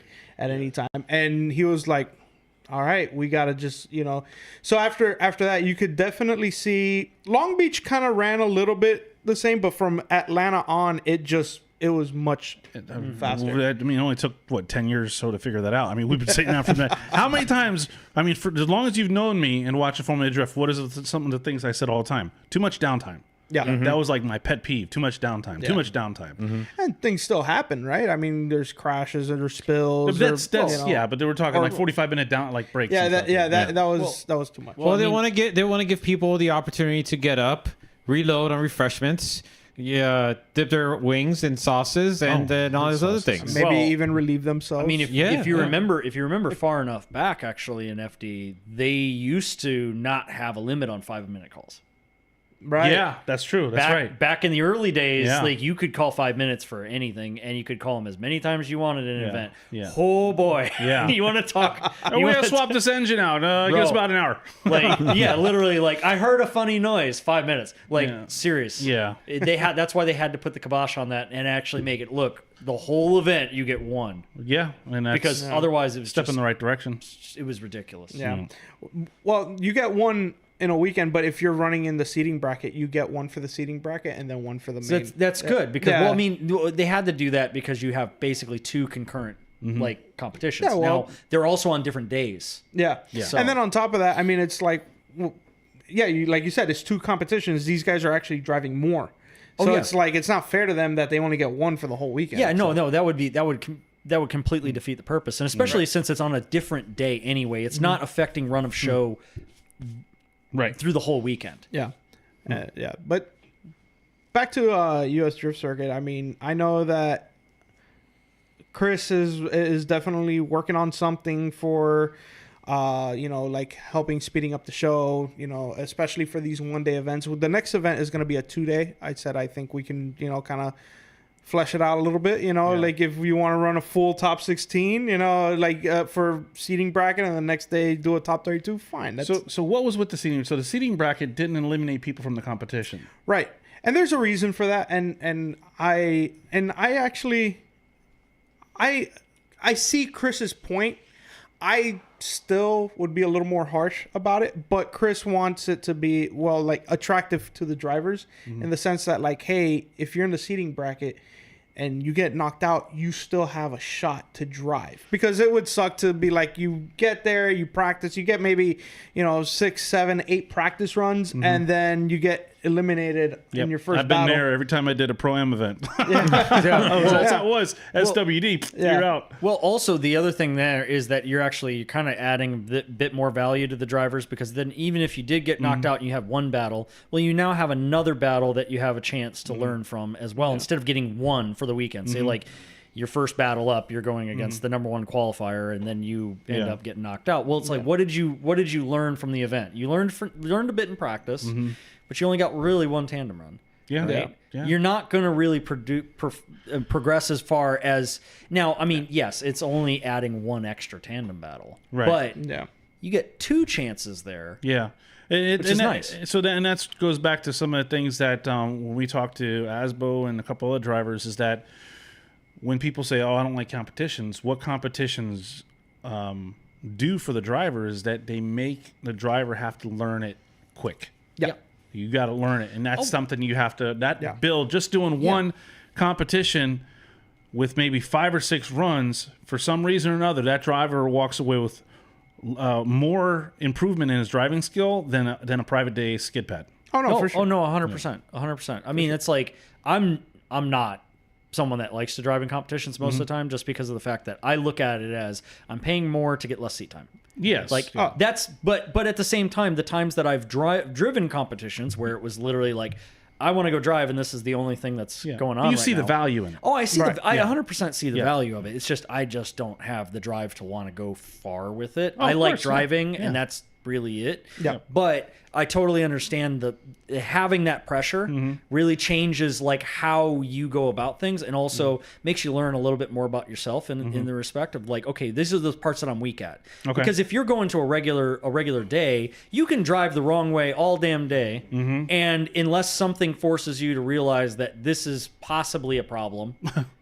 Right? There's no reason for you to change. Right. Versus you get put up against somebody else who drives different than you do, and then you have to adapt to their style, and then now you find a problem with your own where you're like, okay, I'm doing this wrong because obviously he just kicked my ass. Right. Yeah. You know, so but if you don't have that feedback loop, it's hard to make those types of things. It doesn't change the fact that I just don't really like driving in competitions, but at the same time, I 100% get the thing. Yeah. Well, part of it also is I started doing competitive like shooting matches. Right. Oh, okay. And the only reason I'm doing them is I'm doing for fun because it's more fun than just sitting at a range plinking at the same damn. Like, putting holes in the same damn. Right. But the benefit is I'm not going out there trying to like be like the best or anything like that. But I'm having fun, and it's showing me where my weaknesses are. Yep. And the same thing goes for drifting. You know. So any type of competition, anytime that you get put under pressure, you learn. Yeah. Right. The other thing I wanted to say about, I'm sorry, I didn't know. Okay, so the other thing I wanted to say is I see the other side of it though, where you do cut drivers out, and you kind of make it, you put value in the runs that you do by making it hard, like adding the stress of like if I don't win this, I don't make it. You understand? So there's that value of like if I have to prove myself right here and right now. Yeah. And I think that I like that approach more, and I understand this is not the opinion of US Drift Circuit, just so you know, but this is my opinion. I would like to see, especially on the one-day events, something where it's more like, hey, you didn't make it, sorry, you know, better like next time. But the guys who do make it, they're like, man, you know, I fought to be here. Right. You know, it was worth running that battle to make it. But, you know, but I there's 2 sides of it. There's two sides to the same coin. So it's just like, I see Chris's approach. It's actually good because, I mean, drivers are going to want to drive at his events if they have a shot at driving more. So yeah, I see the value. I agree with the being able to drive more thing, because that actually right there would entice someone like me to possibly want to go do that event. I'm going to do the seating bracket, like, not too much at stake. I just want to see if I can get myself higher in the bracket. Right. And it also provides you with double the chances of being able to have a good battle. Right. You know. So you know, and it takes a little bit of the nerves out of it too. Not like, I gotta get, you know, on the first battle you can be a little bit more lax. You know, after the events, do you guys get together and kind of hash out what needs to improve, or you know what happened, what went wrong, what could have been better? Yeah, no, there's a Facebook sort of like group chat also with the Discord that like, you know, people talk about like what worked, what didn't, what we need to change, and then also as pre-event there is a discussion about those things as well. So of like where people need to be, who they need, you know, like what their roles are, like. But at the same time, there's a lot of things, and it takes a while to drill down, and especially I think with Citrus County, I think the biggest thing is because it was a brand new venue. for us. Like we never been there before. When literally almost everybody that was working the track had never been to the track until like 2 p.m. on Friday. Yeah, I never even knew it was there until like this past like 6 months ago. Dude, I live an hour from there. I never knew it was there. Yeah. So like, I mean, Citrus County, yes, it was a new venue, but we also introduced a new format, Formula Drift did really, and that was something that we had to work through. You know, like how to figure out how to get that through. I know Jackson's gonna definitely, you know, world famous Chris Jackson. Yeah, but he might be watching, so you better be careful. Yeah, so no, I've heard that he might be heckling. Yeah. But we'll possibly, I don't know. Yeah, he probably forgot. Is he on he there? probably forgot. Yeah. Well, talking about that, I do want to mention the amount of activity that's happening in the chat. There is? Oh, yeah, I didn't even know. Keep it quiet over there. Shout out to U.S. Drift Circuit for being a part of it, Ryan Acevedo, and a strange individual, U.S. Derp Circuit. Oh, nice. Oh, no. I love that guy, whoever he is. Yeah. But one comment that it did pique my interest is by U.S. Derp Circuit, who wrote, was that driver told to go back to the pits when he got back to the line? They made the excuse for his team member, saying he was on a timeout. Oh, so did you see that post? Somebody, I didn't know the driver. I know that very in depth of like what happened in that situation. I heard about the post. I never saw it, but go ahead and. So this goes back kind of to tech, all right? Okay. Because this driver in question, he showed up to the event with a car that was extremely not going to pass. Oh, okay. that was pretty. You've been watching the debates, man. There was politically correct. a lot of things that were wrong with the car, and they spent a lot of time, and they fixed most of them. And there were some of them that were some of the repairs, some of the things that were going to be done that were they're just on the edge. Right? Yeah, like can you even do that in the pits? Just on the edge. Well, there was welding. There was welding. There was welding. That's nice. There was a lot of things that happened. Well, anyways, right before when the seeding round was going and it was coming up towards when he was going to be driving, he told, it was him or one of his crew members came up and basically gave us the axe, said that they had broken an axle on the practice run. They only got one practice run because that was the soonest he could get on track from all the repairs that were needed to be done to the car. Wow. Okay. Right. That sheds a whole nother light on. Yes, Yeah. and so he got the one run, and then they broke an axle, and then we saw them trying to weld the axle back together in the pits. Oh, Wow. Anybody got any video of that? If there's anybody in the chat that has video of that, I'd like to see it. probably should have taken video. It looked wild. It's sparks and all sorts of stuff going on underneath the car. Like, you know. Anyway, so they had come up and told me and Adam that they weren't going to make it to battle in the seating bracket. They were going to. Somebody from his crew. Yeah, somebody in his crew told us that. So when that happened, I notified Chris, and I told him, hey, he's not going to make it. So he had changed it on the bracket to where it was going to be a bye run. Right. And at that point, it's kind of like, you know, that's sort of our official record of like what is going on and how things are going to happen. And there's a lot of stuff going on. And as far as like the rest of us that are trying to corral people up to the line, that is what we're going off of, right? So later, he came up to me and said, hey, I know we told you that you're not going, you know, that we're not competing, but we think we might be able to get an axle in the car. Could I still drive? And I go, as long as you make it up to the line ahead of your battle. So like not right at the time. Okay. Ahead of your battle so that we can basically see. And I basically told him, I was like, I can call your 5 minutes, but you know, you're going to have to tell me if that's going to happen. You know, like if you're even, it's a possibility that you might make it. Cause otherwise I don't know. I'm running around doing all this stuff like that. You need to find somebody, tell me that to call that at the time. So then that way you can go thing.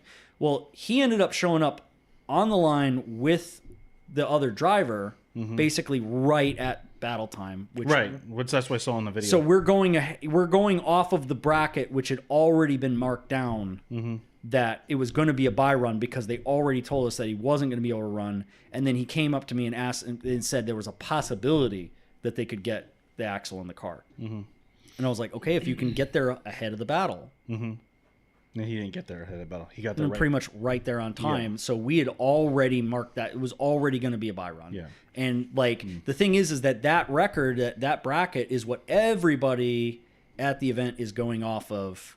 And that's how we have to organize everything. So when did you run tech? Or what time did you run tech? Tech started on Friday. So he was working on a car from Friday. No, he showed up on Saturday. And the thing is we allowed early load in. So everybody could get there on Friday when we were like setting everything up, and you could run tech on Friday. And we also did a sort of paid practice session on Friday night. So we were teching cars that were going to go there. So when we ran on Saturday, we got there. I think me and Adam got at the track at 10 a.m. Track doesn't go hot till after 3. Right. So plenty of time to come in. And, most of the cars, if they had an issue, it was small. It was usually, honestly, it's kill switches.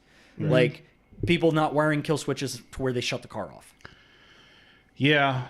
So, right. There's a rule book. There's a rule book that should be followed. If you're going to do any competition, this may be a good time to just tell people, hey, and maybe give them time limit, so you have an hour to get it going. If you can't get it going in an hour, I don't know. Well, no. So this is the thing. We were like, we're willing to give as much time, and like, okay, if you get the car to where it passes tech, it could be right before competition starts. It's fine, but it has to pass tech before that, right? So, his team, they put in a lot of work. I mean, I was watching, and then I was over there helping them as far as like what they should do for certain things, as far as like mounting seat belts, because so that's there. So okay. the rule, yeah, I mean, if you're teaching him how to mount seat belts, I don't know. I'd just be like, sorry, dude, you're not doing the competition, because this is what it does to you guys. It takes you away from your responsibilities. Right. Well, this is before competition started, so like the rest of our responsibilities as far as running around, being stuff, that hadn't started yet. Okay. So our job was to run tech. So we're the people that were having struggles. We were attempting to guide them as much as possible to where, okay, this will work. If you do this will work. Don't put this work in that's not going to pass. Like use your time wisely. Right. And I mean, we tried to give as much guidance as possible, but I was under the impression they had never read the rule book.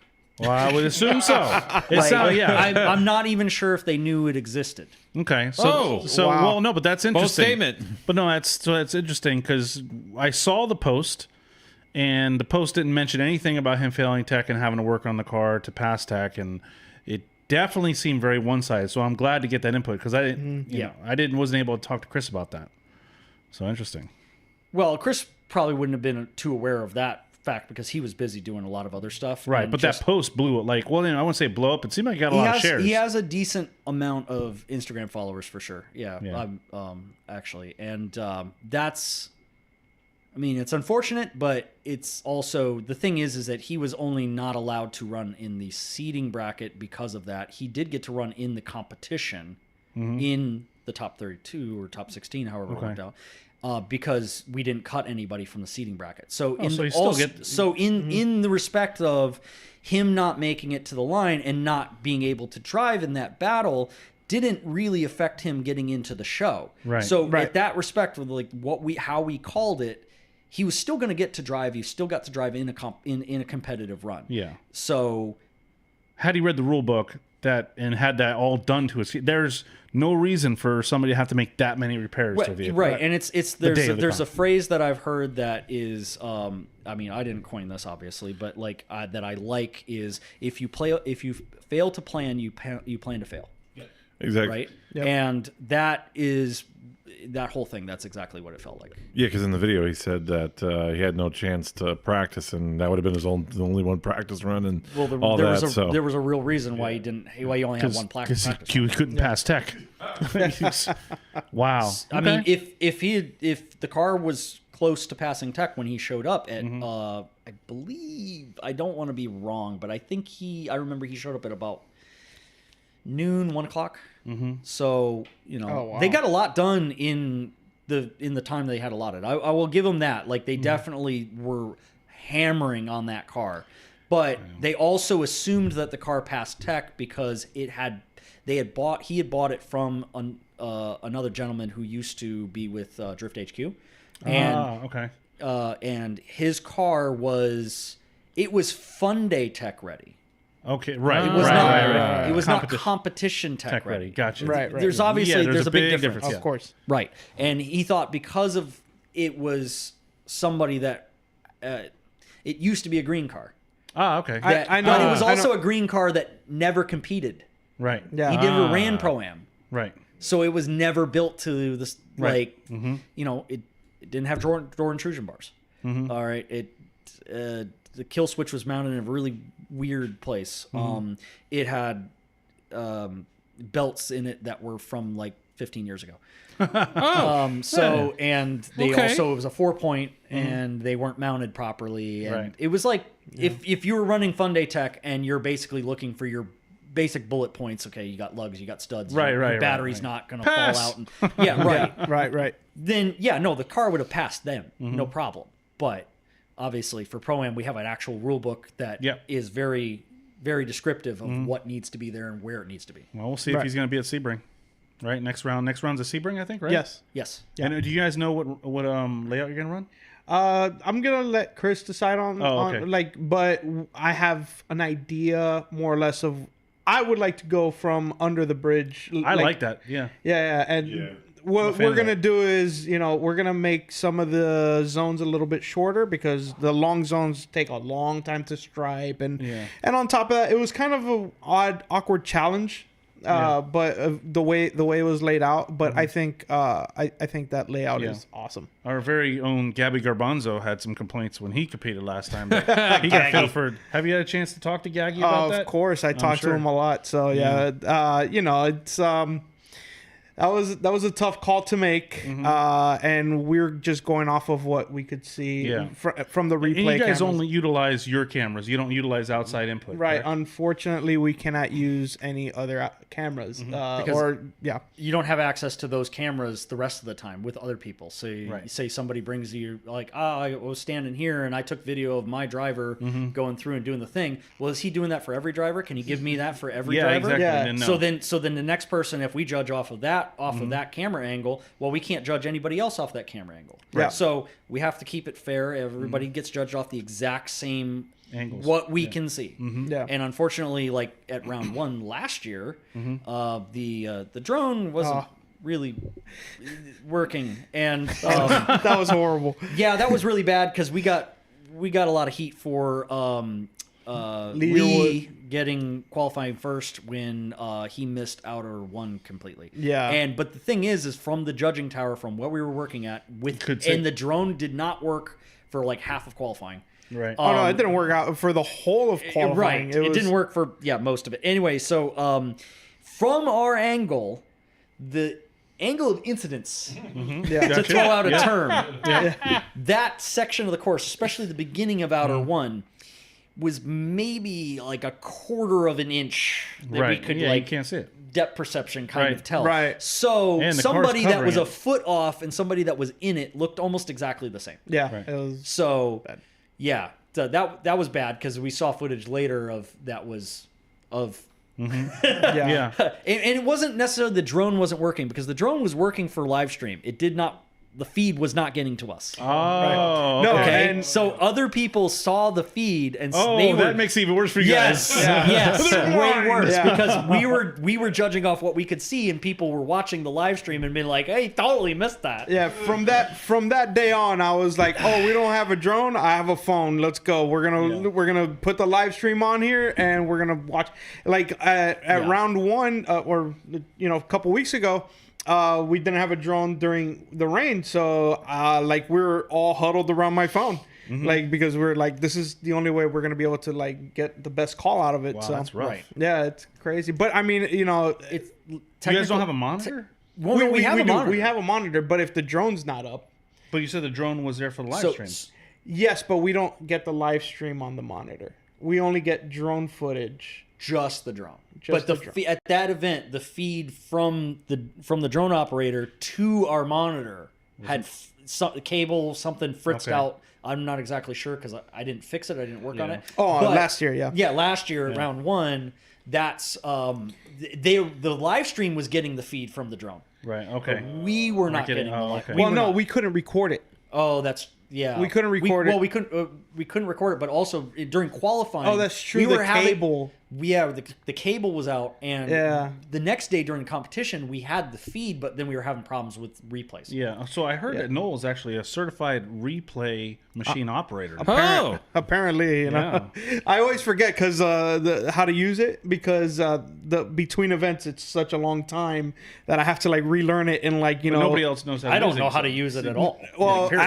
Adam got good at it. Adam? Yeah, Okay. yeah. Adam learned how to do it. I guess they had to learn that one round I wasn't judging, so it's like Adam got on it and Oh, yeah, I forgot about that. yeah. Orlando. Yeah, it was Orlando. Yeah, that's right. I was like, man, I don't want to be outside, but I guess I have to be outside. You know, it was hot. how many that's hats do just- you have? That's what I mean, just to the resume, right? Just holy one, right? Yeah. Giving out blessings, Yeah. drift lawyer, Notary? notary, and now a certified replay machine operator. Yeah. So there you go. Next I thing mean, you're going to tell me you're forklift certified too. I was. There you go. There you go. I was a few years ago. That expired. Man. So yeah. Man, like, how are you having any problems with your love life when you're forklift certified? Forklift certified. trumps Actually, you know, I everything. got come something for on. Noel. I got something Here we for go. Oh boy. Noel. Just to kind of bring back just nostalgia. Oh, where are we going? I don't like this already. Let's do this again. No, that's going right back in there. I knew that was coming out, man. that was Good memories. sure, man. That was a really bad day and embarrassing too. You know, I lost we don't need to control, talk about but you know, it. whatever. Yeah, that's Anyway, fine. We don't gotta Yeah, get into the I- details here. I do wonder what were some of your takeaways or things that you may have learned or things that you feel you can improve upon from what you experienced in this event so you could carry over to the next event. Noah, we'll start with you. Wow, that's a tough question because, you know, being that my sole job was judging and all that, it's, you know, I was doing whatever I could in the booth. Maybe I need to learn to communicate a little bit better in the drivers' meetings. There's some times where, like, the drivers were kind of confused on what I was asking for. And really, like, Kelsey would step in and she would explain exactly what I meant with better wording. And I think that's a problem I have, maybe talking in front of so many people. I don't mind doing it. I'll do it. But maybe the way I explain things, I have to work on it. I was literally saying the same thing, just with different words, I guess. In your mind, you're like, that's exactly what I said. What's the problem? I was just like, "What? You guys are slow. What's up?" But no, the drivers are smart. It's just, you know, I got to work on that. Okay. Pioneer? Basically the same thing, but at the same time, last event, I mean, obviously I wasn't judging, but I think I need to have 6 radios. 6 radios. Backup radios. So that way I can, like, rapid fire. When one dies, I can just be like, pop, pop, Yeah, pop, yeah. pop, pop. Yeah, you know, like an extra clip, like an extra mag, right? Because like, so many of the problems of the night was, at least for us on our side, was because we couldn't communicate with everybody else. But the other thing that I think is probably a really good thing would be if we could have maybe a couple other channels, because everybody's on the same channel. And it's really hard to be doing other things and still listening for you to be called, especially if it's not like something where you're constantly in communication, like the judges with the start line, right? Like if that was possibly everybody's on the same channel. everyone's on the same channel. Oh yeah. So it gets really tough because like they'll sometimes they'll be calling for you and you've tuned out the 900 other things that are going on at the same time, or you're talking to somebody, say like in the pits. I'm like saying, hey man, look, you're 3 battles ahead, and like I'm already getting yelled at somehow in the thing, and I don't even know it because I'm focused on something else. Wow. Okay. So like I think one of the things that we need to do is probably split up duties as far as like radio channel, you know. So say like the judges and the start line, and well, like Chris should be that point of contact. So the judges talk to Chris. Chris can then relay the message to the pits, on a different radio, right? Versus we're hearing all the judges' communication as far as like to the start line, send cars, all this sort of stuff, and we're also hearing everybody else talking about every other thing, and it's like everybody doesn't need to have that information at all times, you know. It's one of the things like when I was in the military, like we had separate channels for like every single organization on the base that had radios, and everybody, then we would have a master channel that we would go to, say like if you need to talk to the tower, right, you gotta switch over to this channel. If you want to talk to line delivery, you have to switch over to this channel. If you want to talk to the aircraft super, right, like we're gonna move over to that one, and you just had a list. You had a list of which channel was which, and then when you needed to talk to any specific organization of like which their job you went to that channel. You go to that channel and then you call them. I'll say something about that. I'm going to talk about the other side of that. Why it was kind of cool to have everybody in one channel. I got to hear Sarah really get mad about the tow truck driver. What? I think I missed that because my radio was dead. Yeah, I'm sorry, but like, so a car had like broken down on track, and instead of being towed, the tow truck got behind the car and started pushing the car off the track. And she's like, can we get a tow truck driver that can tow a car? Like she was like, but with like an attitude. It was great. Like, but then like, and she goes up to the tow truck driver, opens the door, is like, what's going on? And the tow truck driver is like, no, he wanted it like this. And she was like, oh, okay, cool, whatever. But seriously, hats off to like everybody that works on the track. Like, you know, Alex, Braden, Hunter, Sarah, like they're doing it, especially with the limited communication or our abilities to communicate. You know, they're doing an amazing job. So I wanted to, you know, give them credit. And Vic as well. Also, Vic. as far as another thing, like we had a few people that also were in their positions that hadn't, like myself, that hadn't done that at previous events. So everybody was still kind of, it's like, wow, you know, we threw a lot of new things at one time in a shorter time span. Right. And honestly, it still ran better. Like watching it back, it ran better than it felt like. Right. At least for me. So like watching it back on the live stream, I was like, oh, this is actually going a lot like better. Well, I'm glad you feel that way. Yeah. No, that's probably because you're going through hell. I felt like that's because you were suffering through all these other things, like the communication, running around, and water intoxication. Yeah, that too. That too. So I have a question though. Like, I have no idea. I know now where it kind of ended. You ended one battle shy of the top 4, right? So what happens now? Have they come out with a post on what happens now? So the last, actually, there is something about that, I'll bring that up. But I'll let you take care of that because I don't fully was understand. Totally lost. It was basically like Alec and Tiny were like, "Well, that's it. We got to close the door." And I was like, "Wait, where are what's going on?" Yeah. There was a curfew for the track at 11:15. I mean, he did mention that, but then it was like, "All right, guys, see you later. Have a nice day." But oh man, he did do that. So I mean, afterwards, Chris went to Formula Drift to see how that should be handled. In the rule books, it says that, how far, depending on how far the competition went, so we completed the top 8. We couldn't complete a top 4, but we Or no, we didn't didn't complete the top No, eight. no, you're right. We completed the top One battle 6. shy of the top 8. Right.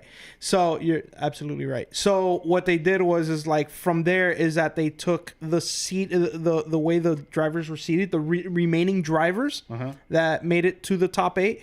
They took their seating positions and then they placed according to their seating position. yeah, exactly. So I mean, I actually have. So it's kind of like using qualifiers as a qualifier as a tiebreaker. Tiebreaker. Okay, so Yeah. so go ahead and who? So right now, okay, how did so it end up the top 3? So yeah, I mean, right now in the top 3, and the way it is I guess 56 points to each of these drivers. I'm not 100% versed on this. I was going to say because that just goes against what you just said. Because Yeah, it does. The top 3 drivers all get the same points. Let it finish. does. Let it finish. It definitely does go against what I just said. I thought it was. I've been so busy It's lately. basically you got as many points as far as you went. Yeah, that Right? makes that That's makes way more That's sense. the way that it See- makes sense to me because 56 points would mean you went out in 8. See, I got to learn how to talk like that. All right. Either way, You're supposed to be a drift lawyer, man. I'm What the not- hell? I know. I'm not even that good I at never talking said I like was that. I'm good. just on so much. I just have so much like caffeine Doesn't in matter, my he doesn't veins have to right be now. Like a public defender. Yeah, pretty much. But he's the only one, so he's number 1. Yeah. So the top 8 got 56 points, and that in that list we have Ryan Acevedo, Nick Ward, Matt Schulman, Sasha Prospero, Andrew Grindle, Ryan Kaufman, Christian Cotrone, and John Wyndham. So it's an 8-way tie for first. Yes, at the, BKN. yeah, Yes, at the pretty much. moment. Okay. So, I'll say this, like everybody. I mean, even the people that didn't make it that far. I'll say this, just like as far as the drivers go, I was really impressed to see a lot of the progression of the drivers, especially the ones from last year. Like you could definitely see these guys stepped up, and even the guys who came in this year for the first time, you could see the progression lap by lap by lap, and it was really awesome to see that this competition is actually pushing the drivers to do to drive better and to learn and to just and hopefully for those who are taking it serious, this can take them to the next step, and they could take what they learned from our series into the next step, which I guess would be pro spec or wherever they want to take it seriously. So I kind of wish that we had a prize like Lone Star though. explain that because So Lone Star, Oh, you that. can either get your license or you can compete in street legal and get a free trip to Ebisu. oh yeah, if you Street win, legal. if you win Texas Street Legal or whatever or Lone Star, like they basically like the winner gets a all expense paid trip to Ebisu. I think That's worth more than a license, in my opinion. 100%. That would get me competing. 100%. Like I don't like competitions. I don't care about getting a License, an right. FD license. But you put that on the table. well, not only do you get that, but I also like how limited the street legal series is. I mean, it's really more based on your driving skill rather than how much money do you have into your car. And also whichever car is the meta at that time. yeah, now- that's true. It was I will Corvettes say- for a while. So this Yeah. may be some good tips for the future home of clutch kickers. Instead of giving away $100,000 because that's kind of like unsustainable, right? Oh, I've always thought that. Yeah. I mean, it's great, Yeah. it's cool and everything, but not really realistic. I mean, they were able to do it. I think there was a lot of money going around there. Maybe it was kind of like Clutch Kickers Laundromat, Clutch Kickers Drift Series, kind of all the same thing. Yeah. Just kidding. It's not a laundromat if you know what I don't- laundering is. yeah, Anyways, Don't worry. but say, hey, the all expense paid trip to Japan to spark off the new Clutch Kicker series that's going to be at Mid Pond. Yeah. Yeah. No. That's U.S. Drift Circuit could do it all expenses paid to Hialeah. There you go. we get all expenses paid trip to the original Hialeah Yes, Raceway, which yes. is now a Lowe's. Yes. And You a get, Target. you get a $100 gift card to Lowe's, Yeah, and US not Drift Circuit specifically takeover. the Hialeah one. No, Yes. it doesn't work any other Lowe's. No, it works only, with that only one. that lives. Yeah. And then after that, you can go to Versailles and Yeah. have some Cuban There you go. food. That's not even the best Cuban food, but okay, whatever. You Yeah, I know. don't know about that. But yeah, that's as good as it's gonna get. We don't want to pay anymore. So actually, going on to that point, man, am I excited for Clutch Kickers and Mid Pond? But who's going to run it? Do we know? Do we know the details? All we know is that it's Clutch Kickers will be at Mid Pond, But to what extent is Mike Castleberry going to be involved? Well, Hold the presses, ladies and gentlemen. Hold the presses, because something unfathomable. Shut up. Something unfathomable just happened in the chat, and I need to share it with everybody right now. We have comments from our own Gabriel Jordan, who actually made an appearance for the first time. And Welcome, Gaggy. Yeah, exactly. And I think he's actually brought up a great point. Oh. And he writes, at U.S. Drift Circuit, announcers need to address Noel with more respect and address him by his deserved names. The beneficent, the merciful, the king, the most sacred, the source of peace, the flawless, the infuser of faith, the preserver of safety, the almighty, the compeller, the restorer, the supreme, the majestic, the creator, the maker, the evolver, the fashioner, the constant forgiver, the all-prevailing one, the supreme bestower, the provider, the supreme solver, the all-knowing, the withholder, the extender, the reducer,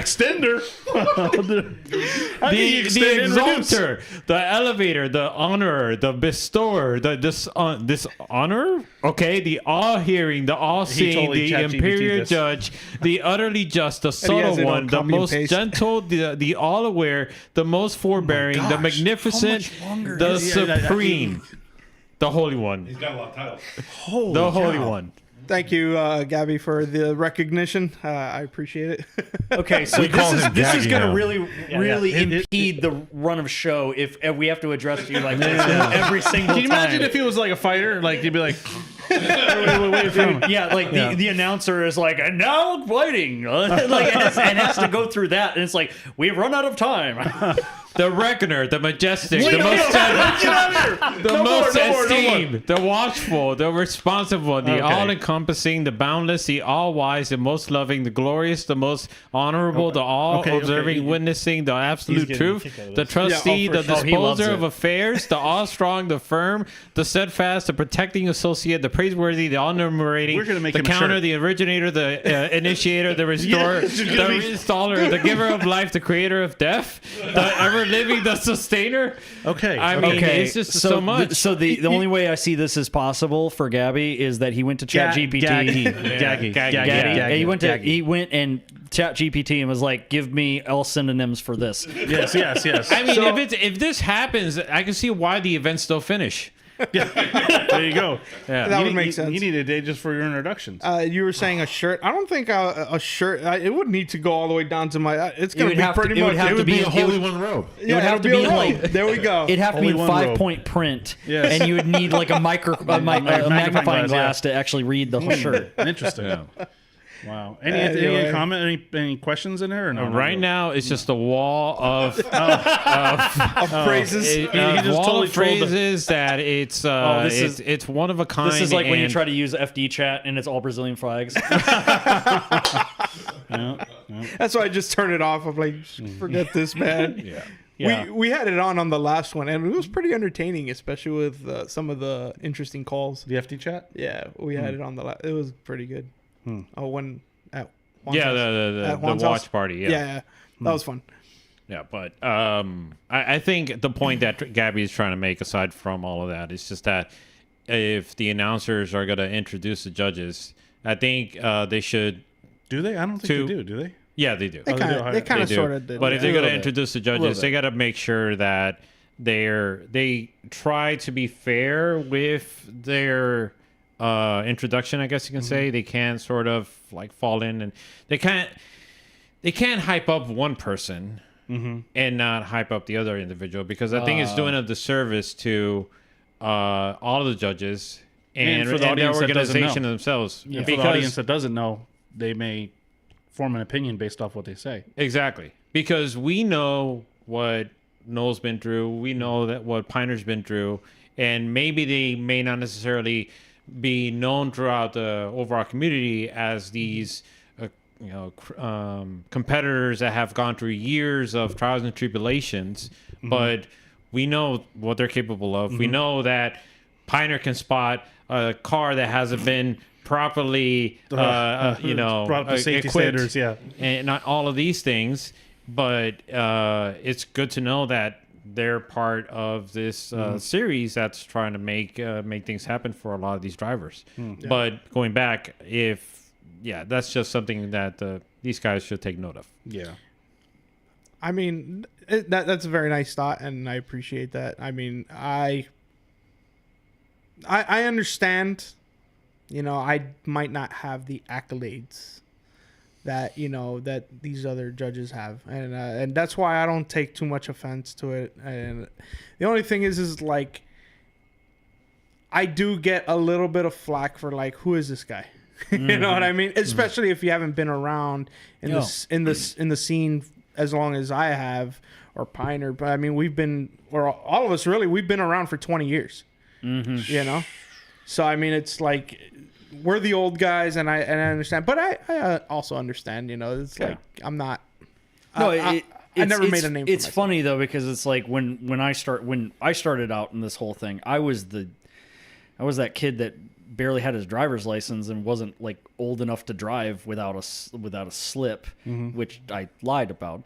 But the first event, like at Hialeah, I was 17, and like I didn't realize I needed a parent's permission slip.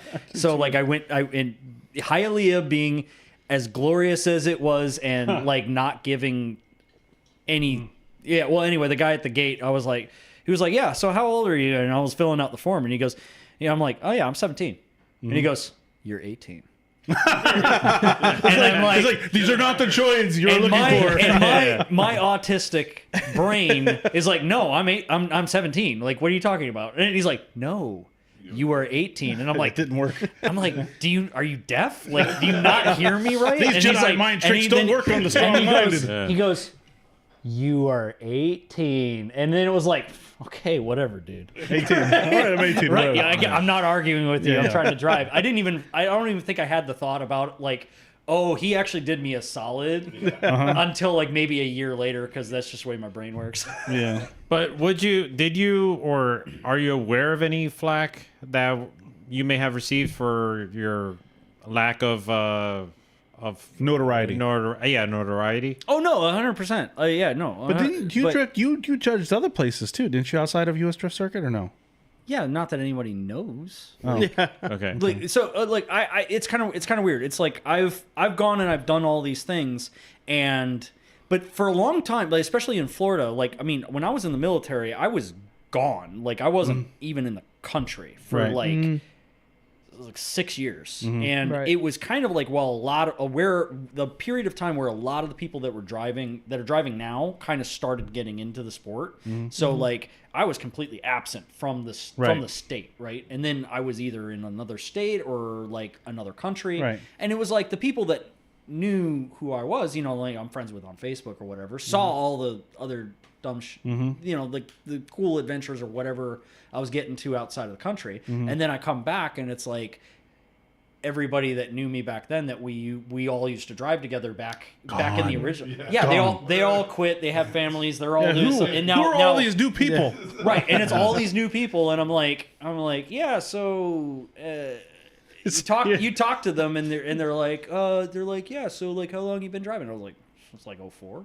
And they're like, well, I've never seen you here. It's before. it's like you ever seen that meme with what's the guy? I forget his name. He was in like Armageddon and stuff where he's got a skateboard. He's like, what we doing, kids, or something. And you can tell he's older. Oh, but yeah. You know what I'm talking about? The meme? Yeah. That's you. Hello, fellow kids. Yeah, fellow children. Yeah. Music band. Well, with what you just mentioned, that you were, and I guess that goes to you as well, and I think we've all experienced it to some level, is that because you got out of it and then you came back, do you feel the pressure to want to prove yourself? Well, I mean, I never got out of it. I was just doing it in other places. Like as far as I went to Ebisu twice while I was in the military, and like when I was in Germany, I drove drift events while I was over there. Did other types of like automotive events. When I was in Korea, I couldn't own a car in Korea, and I still somehow went to 3 drift events while I was in Korea. Okay. Right, and with the language, he's like worldwide now. Yeah, with the language barrier and everything like that, I just basically went to shoot photos. I feel like I feel like I've done almost every aspect of like being involved in drifting in some sort of way. So like now it's like I've hosted and run events, right? I've done tech. I've been part of organization. I've driven a whole bunch of different places. I've competed in events. I've been part of competitions. I've spotted an FD, right? And just this last time, I mean, just doing more organizational work and everything. Like I feel like, and also, yeah, for a long period of time that I'm getting back into doing media. Right, like I was doing photography for a couple different blogs, like around when I was outside the country, and it's like I've kind of feel like I've been in some sort of like way involved with drifting, no matter if I had a car or not. Yeah. So it's always been like the one consistent thing throughout my whole life. So I have a question for you. Since you've been to so many different countries and attended drift events in these various countries, how's the vibe? Is it still, when you go, like, so we went to Korea, you go to a drift event, do you feel like, well, you know, other than they don't speak the same language, does it feel the same? Well, those events were different because like around that time period was like right when drifting kind of was starting in Korea, because for the longest time, so Korea's interesting. So how did that compare to Hialeah? Yeah, it's pretty different. So when stuff started it was starting in Korea, it was because I was over there around 2010. They had only just gotten their first domestic rear-wheel drive car that year. Oh, Yeah, that's right. Okay, Genesis, and so the okay. thing is with Korea, their laws, you would think with it being very close to Japan, they would just import JDM cars. yeah. So they have insane tariffs on Japanese products, specifically Japanese products, because there's a lot of, there's History. There's a lot of history there. history, Yeah, I went to the first drift event that I went to there, and I remember there was 30 brand new Hyundai Genesises driving on the track. There was one S13 and a 350Z, and I was like, man, dude.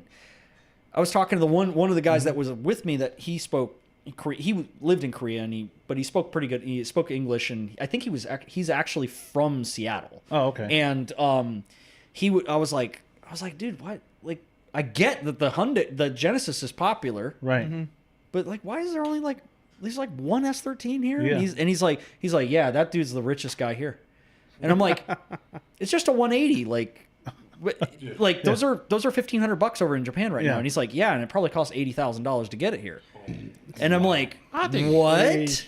Insane. Wow. What? And that he's like, yeah, you see that 350Z over there that has like every body panel's a different color? He's like, that thing is probably like worth like 70 grand. And I'm like, Wow. whoa. So now that totally makes sense. These guys are buying brand new Genesis because it's cheaper. Right. It was Wow. cheaper to buy a brand new $30,000 car to drift than it was to buy like and I was like, holy crap, this is very different. Wow. And but then also but it was also really strange because they had the three guys that were there that were their pro drivers, full, they're wearing fire suits, they're wearing gloves, everything, no helmets. No roll cages. They're just trying to look the part. That's all. I don't know. It's really strange. Yeah. So there was a lot of weird things with that. Interesting. Germany was very different because of the way that they run their events. They only have like the absolute basic, like complete beginner, and then pro. There's like literally nothing in between. Wow. Like it's you go out to a drift day and there's like, okay, it's a big skid pad, and because they're German, they're very concerned about noise and annoying the neighbors, so they only drift on tracks where they wet them down on purpose. Wunderbar. Which honestly was great because the tire wear was nothing. Yeah. It was, I mean, I showed up and I'm like, I bring all these tires because like I'm used to driving events here, and I'm like, yeah, I got like 8 wheels and tires. I'm good for the day, and I'm unloading all this stuff, and the rest of the Germans are like, was is this? you bring entire tire store with you. What is this? And I go, well, we're drifting. It's just like, why you do this? And then I go out and they see this giant water truck driving around the course, and I'm like, wait, what? And they're like, why? We've let down this truck. What is wrong? And I'm like, but on purpose? Yeah. And they're like, yeah. oh, you bring a lot of you salt. And I'm like, no, well, we don't do that in the United States. And they're like, oh yes, you Thai killer. And I'm like, yes, it's a point of pride. It's kind of like what we do. And then, but I mean, I drove the whole day on the same set of tires, so I'm kind of like, that's actually kind of fun. Well, like, it's good idea. Good wet practice. A lot of the drivers at the last U.S. Drift Circuit could have used that practice because you could tell the drivers that drove in the rain and the ones that didn't. Right. It was really obvious. Very large difference. Did that surprise you, Noel? The I guess you could say the performance from dry to wet. I've seen it for so many times where, like, when it rains, it's like drivers become clueless almost, but there's always going to be like 3 or 4 guys that are just dialed right away. And it's really crazy to watch because you're like, well, here it goes, man. This is going to be a crazy show, I guess. Yeah. Not to say it the other way. No, but yeah, your expectations are much lower. But then there's always those drivers, and just get it. Like Cotrone, Acevedo, like that. They just, and it was funny because Acevedo, I didn't see a lot of practice runs. Oh, I saw a bunch of his practice runs. I didn't the see day him before on Friday. Yeah. Well, on Friday, he's extremely consistent. Well, because it rained. It rained on Friday. Yeah, but but on Saturday I didn't see that many runs, and he just gets out on track. It's like he almost wasn't warmed up, and he's like, I don't think I don't honestly think he needed it because, like, realistically, he was driving extremely well on Friday. Yeah, and I think he got all of his practice runs in there, and I'm pretty sure he was just saving the car. Yeah, because he's had sometimes where he beats the car a lot and then ends up biting him. I mean, I don't think it's a bad thing. Like, the times that I've driven competition, a lot of times I feel like if I go out and I feel like I've got the track nailed in 3 laps, I park. Yeah. Because save the car. Well, number 1, I'm saving tires because I'm usually broke, and then 2, I'm keeping the car from breaking. Yeah. No, I can see that. The only thing is like, well, changing conditions. Like if you drive all day and then the night comes and you haven't driven in a while, and then on top of that, all of a sudden, it's like track is gripped up, and it's like, where did this come from? But if there's a break between like practice where practice was during the day, the track was hot and it isn't gripped up, and then now your first run is after sunset and you didn't get to practice at night at all, then it's the same situation. Yeah, everybody's on the same it's an even playing field because everybody has to go through that. Exactly. And I see that point as well. Like, that's actually like was it 2 years ago in not St. Louis, Utah, right? When it was the first year FD ran Utah, right, and we were out there for Prospec, we didn't realize just how fast the track changed in temperature, because everybody was their first year there. Right. And when we were out there during practice, it was there's a giant mountain on the other side of the track towards the other way that shadows the whole track until about 11 a.m. Okay. And we were practicing all morning. Okay. In the shade, so the track was super grippy, right? And then our first battle was at 1 p.m. The whole track's hot then. Track was hot. And the thing is when we were in the shade of the mountain, it was like 50 degrees. Like it was cold. Wow. And then as soon as the sun was up, then it was like 95, right? And we didn't account for that. And Kelsey went to go drive out, and her first tandem battle, she spun out on the first turn because it was like the car had zero grip because the track temperature changed like 80 degrees. Wow. Just from when we did practice. Right. To when we did the first. And unfortunately, we were the first battle out too. Wow. So we didn't have any time to watch anybody else screw up to know, oh, hey, we should like dump tire pressure. You definitely get an experience on that. Is there anything else in the chat? I mean, it was pretty difficult to follow because, like I said, there's a lot of activity, to say the least. Is that list still like somehow propagating more synonyms? No, that was over with. Gabby, I'm sorry, Sir Gripalot. Sir Gripalot. Sir, he wanted to take a break. You had a conversation with him? I need more grip, bro. I tell him all the time. I'm like, I think you got to turn it down, man. Turn it down. Just drive smooth. I need 405s. At least we. It was definitely the conversation that he had with you and Adam after round 4. I think it was that you guys you convinced him to like take the toe out, like because he was so towed in. Oh and yeah, no, he had a mile of toe in the car. Like Yeah, I was and- like, bro, it's not making you any more grip, faster. bro. It's just I making need the more grip. car harder to drive. Yeah. I argue with him all the time about because he's my employee, and I sit there His and I employee. tell him, I said, minion. you gotta stop with the grip, and then he bought the grip kit from freaking GK Tech? GK Tech. GK. It's like, Yeah. gee, I honestly don't believe in that dynamic toe stuff at all. Like Sir grips a lot. No interest in it. I think it makes just the makes- car awkward to drive, and it doesn't make the car any faster. Well, he's a little awkward too, so I think- it matches Yeah, personality. but it's just like it demonstrably it doesn't even make sense from like a performance perspective. You want to Doesn't have a make little sense. you want to have a little bit of toe out or not toe out, but a little bit of toe in the back to make the car faster. But more is not better. Like Yeah. it doesn't more work like that. is There's not like better. a- I'm just trying to make there- sure Yeah, there's he's not a hearing. linear relationship. It's not between linear. More toe faster. It, Right. Doesn't there's work. a sweet spot, and it's not an and inch. he's past it. And Yeah. well, they can be an inch, but I don't know. Anyways, Anyway, that's going off topic. Have you seen that video of Jonathan Nairn on the dyno? Yeah. Where it Oh, just yeah. the car squats and you just see the tires do this, Yeah. and it's like, Lewis Lawns had the best thing. He's like, he hits the gas pedal and he teleports. yeah, you know the funny thing is though is that like almost every team in FD that originally jumped on that grip kit thing and like was putting it on the big settings to get lots of dynamic they don't run that shit anymore. yeah. Like almost every team is completely I know, I've seen- it's either that or they're back on the stock hole. It's Yeah. they're running the kit, but on the stock hole. Yeah, they just have it there in case of. But I've also noticed the simplification of setups in the last like year or two, where you could sell that they're trying to make the cars easier to drive because all this dynamic stuff, all this squat, all this stuff is just making the It car ruins inconsistent. the show because the cars just look awkward. I mean, they're not gliding around the track hitting their marks. It looks like the driver's literally in there sawing out the wheel, trying to just hold the hell on and make it work. And that's not cool. Nobody likes watching that. Yeah, well, I think there was one clip on, I don't know if it was Chelsea. I didn't really watch the whole thing, but basically they were asking different drivers, what would you like to see the future of drifting incorporate, or how would you like to see the future of drifting evolve? Mm-hmm. Some Yeah. people are saying tire rolls. What do you guys think?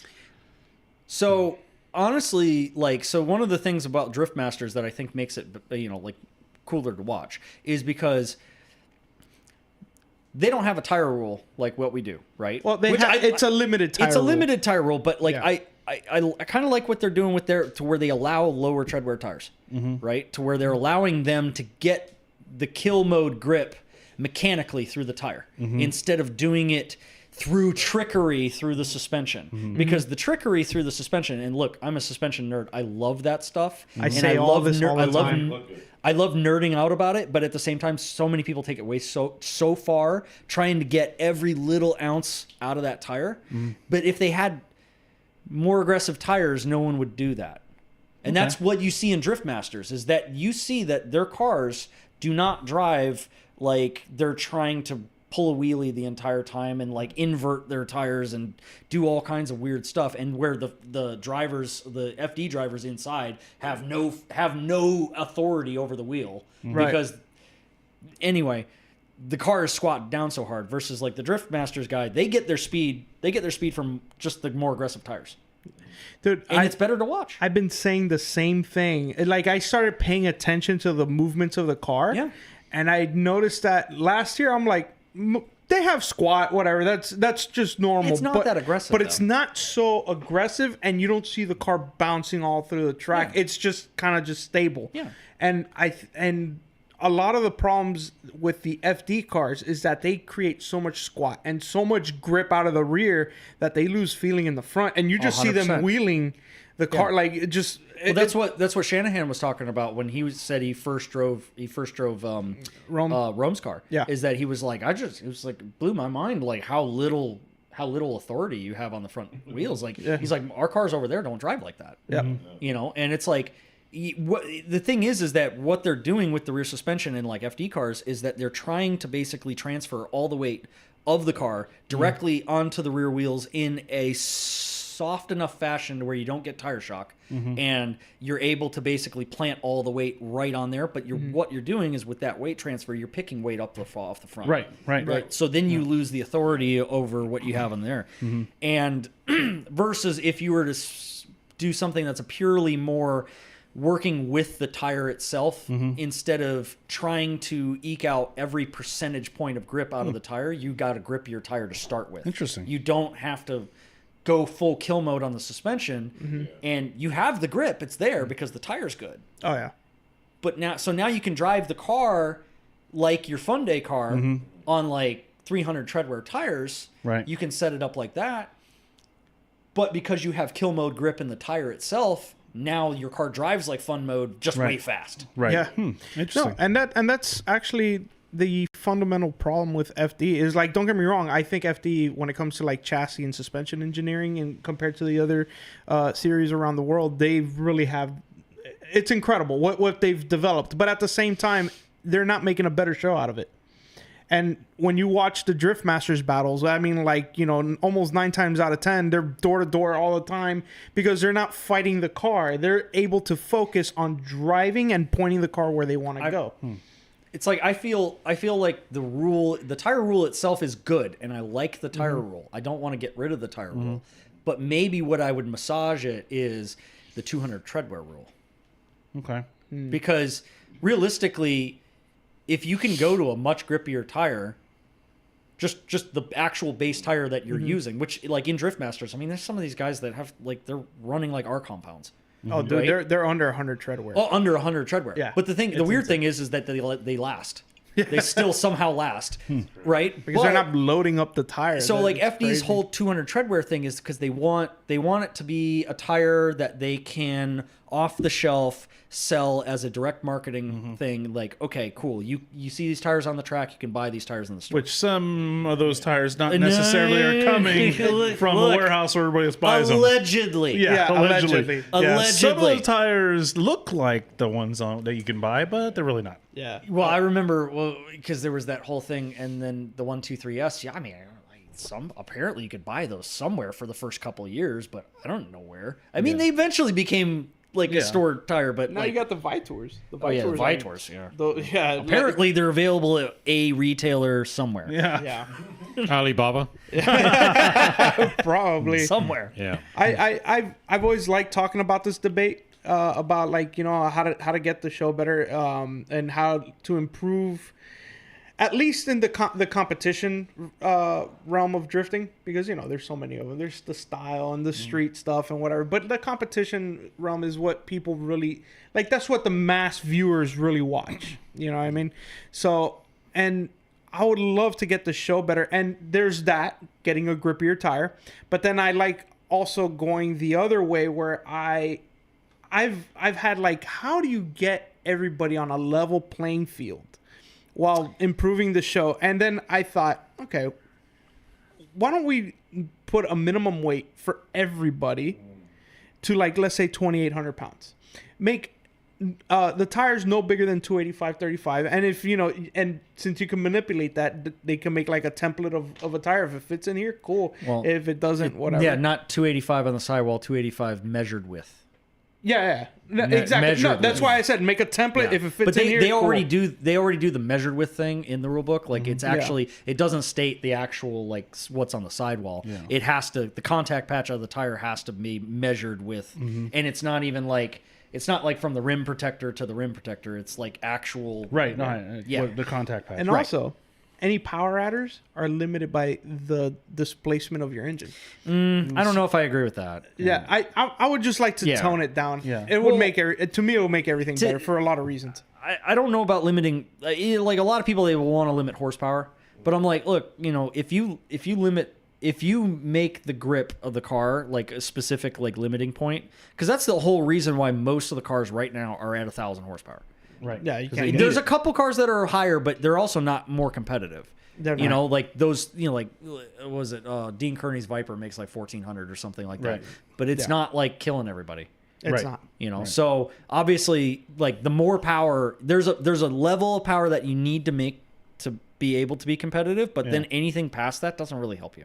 Right. So there is at least that. But that's based on the tire rule and what they're able to mechanically get Mm-hmm. out of the cars. Yeah. So that's on the driver side and the vehicle side. I think I more think of the future drifting as trying to bring more people fan base to the sport. And I think well, I think it needs to be something where somebody with just watching a couple events gets an idea how things are judged and why people win.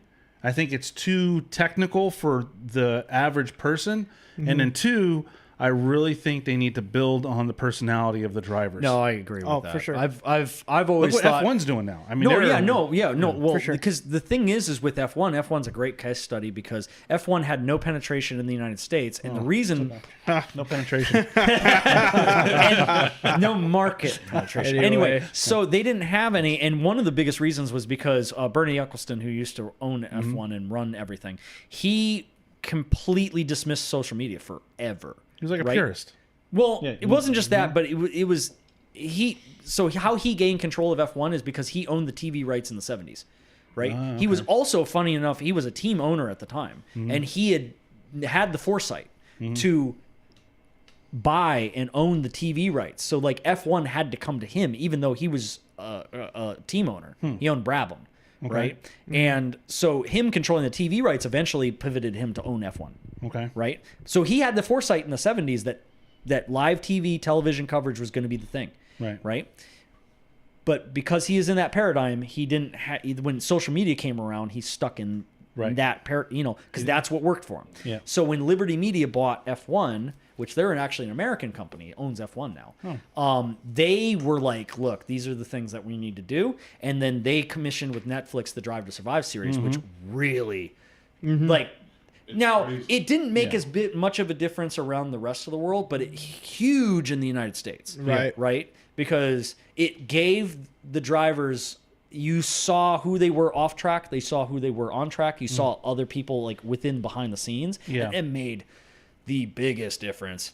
That's why we have three rounds in the United States, which is wild because under Bernie, no one country would ever have more than one race. Yeah. You know? Yeah, I mean, what they did with that show, I think they did. Formula Drift is missing opportunity to do the same thing. I think so. Do a sim competition and bring everybody in there and then give them the pro license. And Bro. I mean, There's that. they're really missing the There's boat. there's definitely There's that. things. Yeah, there's definitely things that I have thoughts of. And the way competition drifting is formatted, it what sells is drama. And and I mean, look what happened a year ago with Chelsea. that blew up. That blew Right, up. And right. imagine if you bring that to millions of viewers. Yeah. You're gonna blow up the sport. So that's why I think as a progression, if they want to grow the sponsor base, they want to get into the mainstream, I think that's the step they're going to have to do. I think smaller tracks that are a little more compact, tighter battles, and then make it so just about anybody can go in. So I want what you're saying 100%, but from a logistical standpoint, the smaller tracks with the tighter battles are also not going to support the event. Yeah. Well, I mean, it just logistically, like, Drift Masters was able to do it pretty successfally in a smaller track. I'm not saying it depends, but as far as venue. crowd size, venue stuff like that, there actually are a very limited number of places where number one that we would be welcome, but but more along the lines of like the whole reason why Homestead didn't work, even though the venue was fantastic, the course layout. It was challenging. It was fast. Right. It has elevation change. It's cool to watch. The main reason why Homestead got only 1 year was because of Homestead's inability to remove all those damn lights on the fence so we could even see the entry or anything like that. It was so bad for the spectators that paid money to show up and be there and couldn't see anything. The worst. That was the worst. You could see one turn. Right. Pretty much wherever you sat, you saw one turn. Yeah. Now, controversial opinion, I think Utah is on the limit with that. Like, it's close. Because Utah, when you go there as a spectator, almost no matter where you sit, you cannot see the whole track. Even from the spotter's tower. Well, that's what I mean by smaller track. I don't mean like small, like a go-kart track. I mean small, like where everybody can have a good seat. Right. But Like that Road Atlanta. usually is ovals. Well, Road We've got a Atlanta. lot of ovals. Road Atlanta. So- is, Road Atlanta is It's a an anomaly. It's an anomaly. Exception, Yeah. an anomaly. in Yeah. that So respect. and I always said like even like the track layout, while it is important and everything, it's not as important as creating an atmosphere. And Yeah. that's one of the things I think I'd never been, but I can tell by just watching Englishtown has this crazy atmosphere because you're so close to the track. Oh, it You're does. surrounded. And I Yeah. think that it's immersive. yeah, and on top of that, it's like I can imagine as a driver coming out from under that tunnel and then just seeing a wall of people on both sides. Oh, and also the fans in Jersey, like I saw some things. they're very they're very aggressive. They're passionate. They're passionate. They're very passionate. Cole And- Richards. Cole Richards being Cole one of them. Richards. Well, yeah, and literal fistfights breaking out in the stands. Oh, wow, and- exciting. Yeah, oh yeah, no, That's it was- that that was- Northeast that was- attitude, man. That was a good time. Wow. That was a good time. I don't know why it happens, but Connor won. No, Aswell won. No, Connor. No, these people were not fighting over anything that was happening on the track. No, I and a can couple tell- years ago, there was a fight that broke out, and it was like somebody filmed it, and Yeah, in the I stands. was sitting I was sitting like 2 rows away from that fight. Like I watched the whole thing. like, it and was- it's hilarious because you see Adam LZ just battling. I forgot who, but he's just People- coming around, People fighting. and people are fighting out. yeah, like, there was a man and a woman couple and another man and a woman couple that were both fighting each other. yeah, hilarious. I've never seen something like that before, actually, because Yeah. the chick was fighting the other chick and the other guy was fighting the other. And it took like 25 minutes for security to do anything about it. So it's normal. Let him beat it up. And Yeah, that- you should go to South Beach more often. You'll see that. No, like every no, weekend. but I've never seen it in the middle of a drift event. Of a drift event. Yeah, usually everybody's pretty chill and happy to be there. Usually, So yeah. Yeah. I personally like tracks that are like that, where the fans are almost on top of the track, and I've heard a lot of things about Utah, and I could see it that the fans are way far, and Yeah, then on it's- top of that, the track itself, like the layout of itself, doesn't really produce the best tandem. No, but although if you talk to a lot of the drivers, most of the drivers really like Utah because it is sort of different from everything else that we're Yeah. driving. It's one, it's not an oval. Also, two, it's really fast. It's so fast. And it's pretty much just straight flat to the floor almost the entire lap. Yeah. And also the tire wear is pretty good, which is strange when you consider the actual length they're driving and what gear, what wheel speed they're running. Yeah. It's kind of wild that the tire wear is actually better than Orlando. Maybe because they're going so fast. Maybe. It might be. It could be. But also, like, I mean, who doesn't like 115 mile an hour entry? No, I Pretty exciting. that But is true. If you're there, yeah, you can't really. I mean, if you're in the place where all the tandem is going on, you can't see the entry, Yeah. right? And if you were at where the entry, you're only seeing them just go around the 90. Oh, okay. And then you can't see the rest of the track. So like Yeah, the that's- sight lines are bad. And I remember the first year when we were there, we're up in the spotters tower, and we're all literally just fighting for some sort of view. I mean, we're in a 2-story building, Right. and we still can't see the whole track. Yeah. That sucks.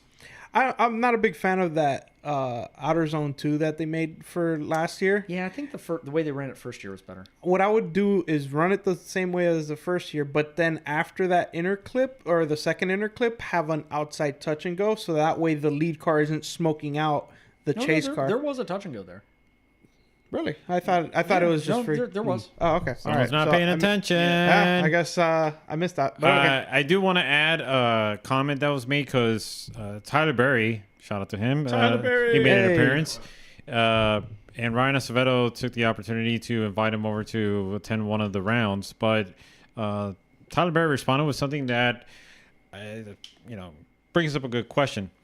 He wrote, "I would never want to be a wild card to keep someone from getting a license if I'm not doing the whole series. I fell victim of that in 2019, so I have a bit of a soft spot for that kind of thing. So, what are your thoughts about wild cards attending a series?" We had that last year. We had that at round 1 too. We have Lewis. Christian Cotrone last year came in round 2 and won the event. Now, did it really change the trajectory of the championship? Maybe a little bit. But, I mean, Louis Lanz was already, on a tear that year. So Kind of hard to say what would happen Yeah. though. Right. But like we had Lewis competing in round 1, and he wanted to avoid that, so he did the seeding bracket, and then he didn't drive any further past that. That's also true. Because he wanted to avoid that. He didn't want to be the wild card to hurt somebody's license, and since the seeding was essentially no points given.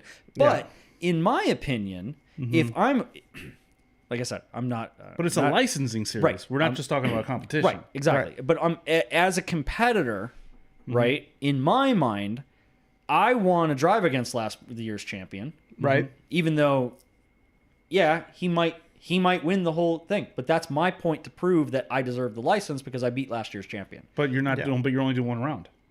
Oh yeah, but at the same time, if he shows up and he drives that round and he wins that round, well, okay, he wins.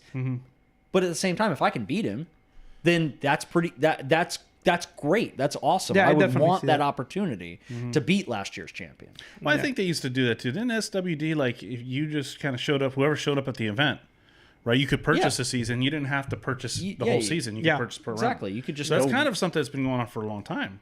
Yeah, I definitely understand, like, the moral behind that, but I also see Piner's point where it's like, it's the same thing with clutch kickers when that was going on. And people were like, oh, they shouldn't allow pros or anything to compete. And It's like, but what other chance do you get to drive against them?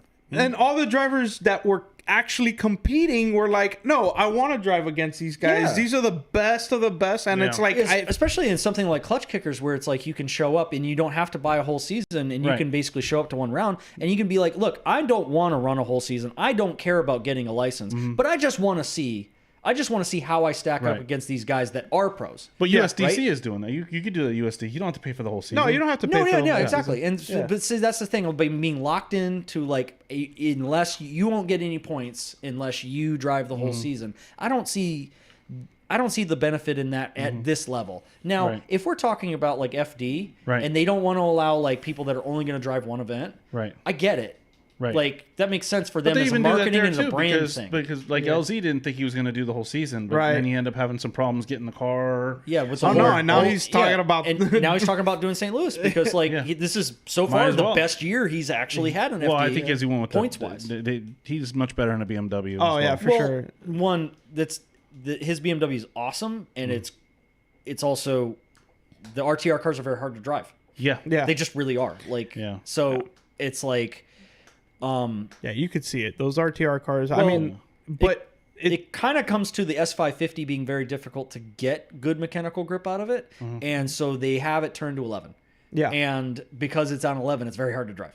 Yeah. So, and it's like if they don't do that, it's not quick enough to keep up with people. So, right. No, for sure. I mean, you can see it. Like you got guys that have like more of a simple setup in like an E46, and they're able to keep up with the RTR cars, and they're turned to kill mode. I'm trying to just keep this simple.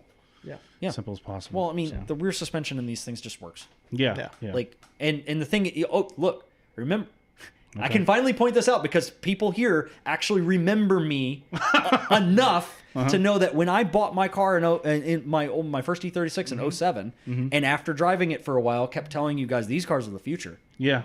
And you all are like, you're stupid. Well, I had an E30, so I wasn't saying that. So it wasn't me. Yeah, but when I kept telling you that it was him. Yeah, I think you told me to put the E36 rear end in. No, the I didn't E30. say to do the E36 rear end. I was like, you need to move up to a newer one. I like the E30. It was fun. No, the E30 is cool. And Yeah. honestly, I mean, Chris is still beating on that car. Yeah. Yeah, that thing is wow. Yeah, That's a whole that's got to nother be topic. hard looking at it now. It Dude, is. you can't tell me what's the future because I'm always so stuck in the past. Back in those years, I was like, yeah, bro, you know more than anybody that I talked about that a lot. Yeah, and I'll be like, bro, what? You just need like 150 horsepower 4AG. That's competitive, and like over the years, it got worse and worse. The Corolla is not a competitive chassis. Yes. Yeah, it pretty much is Yeah. one of the least competitive. Yeah, Yeah. nowadays, yes, you're absolutely right. So, but Ben, you get Yeah, I just want to say, I mean, just scrolling through here because it's hard to sift through all of this. I mean, you had comments about the announcers not pronouncing the names properly. Yeah, Alec. Poor Henry. yeah, Pavitt. He couldn't say his last name. And he knows Henry. I think Alec was a little bit under the weather that weekend. Was he? Yeah, he seemed a little low. Yeah. Usually, he's very like upbeat and you know. Like Jackson's criticism, he showed up really late. I don't know. I don't know. I think I don't know either. Yeah, I don't know. Is Kelsey always taking over the decision making? I don't know where that stems from. No. That's not true. That's not true. No, we when it comes to decision making, we all have our opinions and everything, and we do get together about what our opinions are. But at the end of the day, we Unanimous. we make our our decisions on our own. Yeah, we make but decisions. at the same time, we're still going to talk about it a little bit Yeah. to basically go, okay, look, I saw this thing. Did you see that thing? Mm-hmm. Right? Okay. And I mean, it's good to confirm that basically like that. Okay, I'm not crazy, and I saw that. Yeah. Right. Okay. And it's like, and then also to bring attention to the other judges and be like, hey, were you aware of this? Right. Right. Making sure that they saw it too. So then that way, what they can do is they can make their decision based on what we saw. I see what you're saying. Yeah. Yeah. So we're not sitting up there like saying, well, I think this, so you should think that. Okay. Right. Right. At the end of the day, it's still our opinion. Now, crazy enough, usually we're pretty spot on with what we're with You're each seeing the other. same thing. Even without having to sit there and go, like we're obviously talking about like what we see, without trying to come up with the decision as in like, should and we're not saying to each other, should I do this? Should I Right. do this? Yeah, I should hear what I? you're saying. We're still most of the time coming up with a lot Okay. of the same So stuff. for the most part, you look puzzled. Your face, Ben. Well, like I mentioned, it's just so much to sift through. I mean, I'm just trying to get some of the controversial, I guess, comments out of the way, so that way. Okay. He's just trying to He's put trying us, to edit. He's trying to censor you guys. Yeah. he's just trying to. He's like Mama Bird. Yeah, no, he's trying to put us through the fire. Oh, you think Ben, Especially me. You think Ben's trying to find the juicy ones? Yeah. Look, if I'm trying to put you through the fire, we'll just take out the shock collar and then have some No, fun with no, that. well, if you can't find the Yeah. juicy ones, get to find slightly moist ones. So you want something moist? Moist. Yeah, I know like people hate that word for some reason. Moist. I don't like the word hoagie. Hoagie? Yeah, I hate that. Oh, you can't go to Wawa right now. It's well, I Hoagie don't. Fest. Yeah, Hoagie Fest. Yeah. It's on the gas pumps. Such Like a they're just like horrible word. Yeah. blasting it out Such there. a horrible word. That is a weird word. Hoagie? Hoagie. Yeah. Come on. Dude, It's such a Jersey word. Moist I can handle, but hoagie not so much. yeah, moist is okay. There were some comments about the John guy, I think, the guy that that couldn't pass tech with the BMW. Okay. Oh, Justin. Yeah, that was about that. So I mean, I'm just glad that was Addressed. Yeah.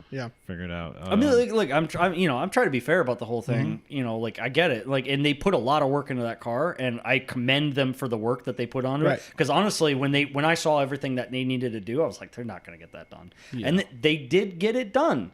Right. So I commend them 100%.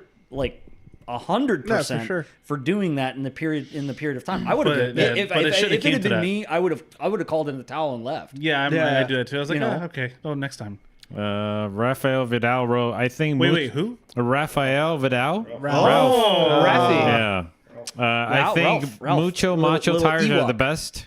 Joe Macho. Mucho Macho. I would beg to differ. That's because that's all we could afford. So I understand. Honestly, like I remember like there was like some hype from people that were talking about those and they're like, oh man, they last forever and they got good grip and like every shit like and like I went and I bought like a couple sets because I was like, hey, I want to try them out, and I was like, dude, these things last like way less than every other tire I run. Like I'm blasting through. I don't know what it is, but I think the specific way that I drove the lower power cars, like tires just don't last me at all. So when I find something that actually works, then I'm like, I stick to it. And for me, it was like for the longest time, it was Ironman, iMove i2s or Gen 2s. Those are right? good. Those are Those good. are good. Like, yeah, they're not the most grip in the world, but they're consistent. They wear gonna down have a good even. time, you're gonna and they shred. and they don't chunk. Right? Yeah. I've had Kendas chunk on me. Right? Yeah. I mean, it doesn't happen very often, but it does. You know. And the other thing with Kendas is that they have super soft sidewalls, so it feels like if I need more grip, on the Ironmans, I can run those at low pressures and they're still not squidgy, right? Versus the Kendas are squidgy at 26 psi.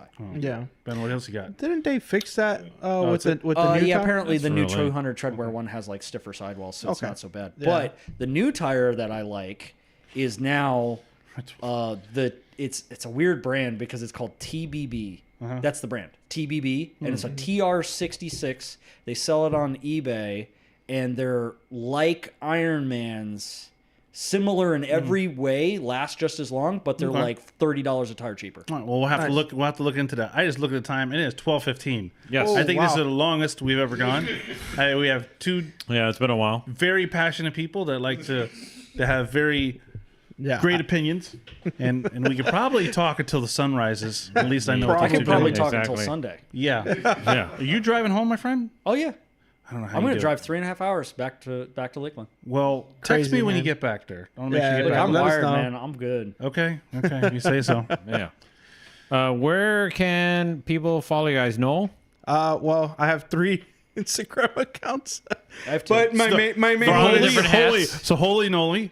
there's Holy the Guacamole Holy 86, Guacamole. which is Holy dot Guacamole. The drift attorney. No. That not I- yet. not He's there gonna yet. go back and make that one. And then I have, if you want, it's my Aceto page. It's SOH underscore. Yeah, sure. SOH underscore I gotta find Hibino. that. Those- Yeah. So and that's really about it. Finer? Yeah, so I have 2.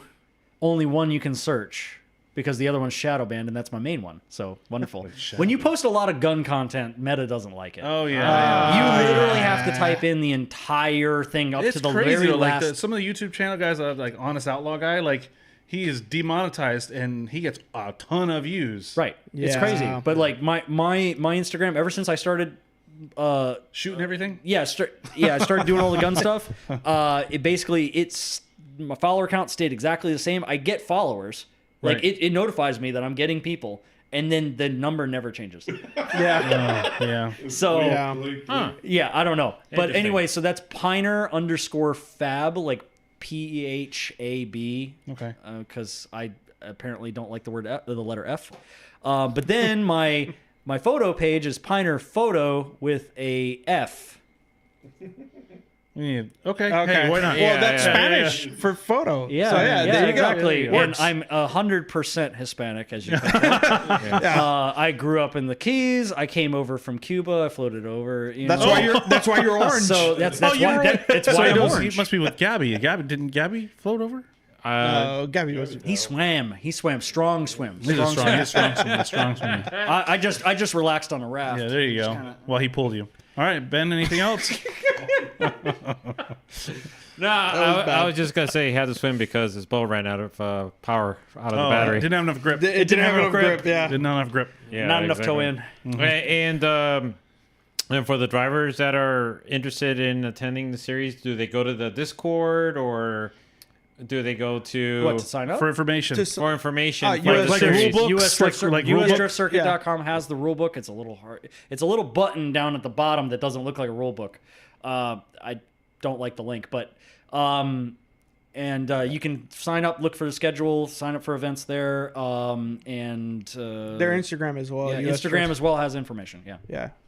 All right, gentlemen. Tim, Paul, anything else you want to add before we take off? No. No, you sure? You good? Okay. I 2 am weeks good. from now? 2 weeks from now. Okay. I have been blessed.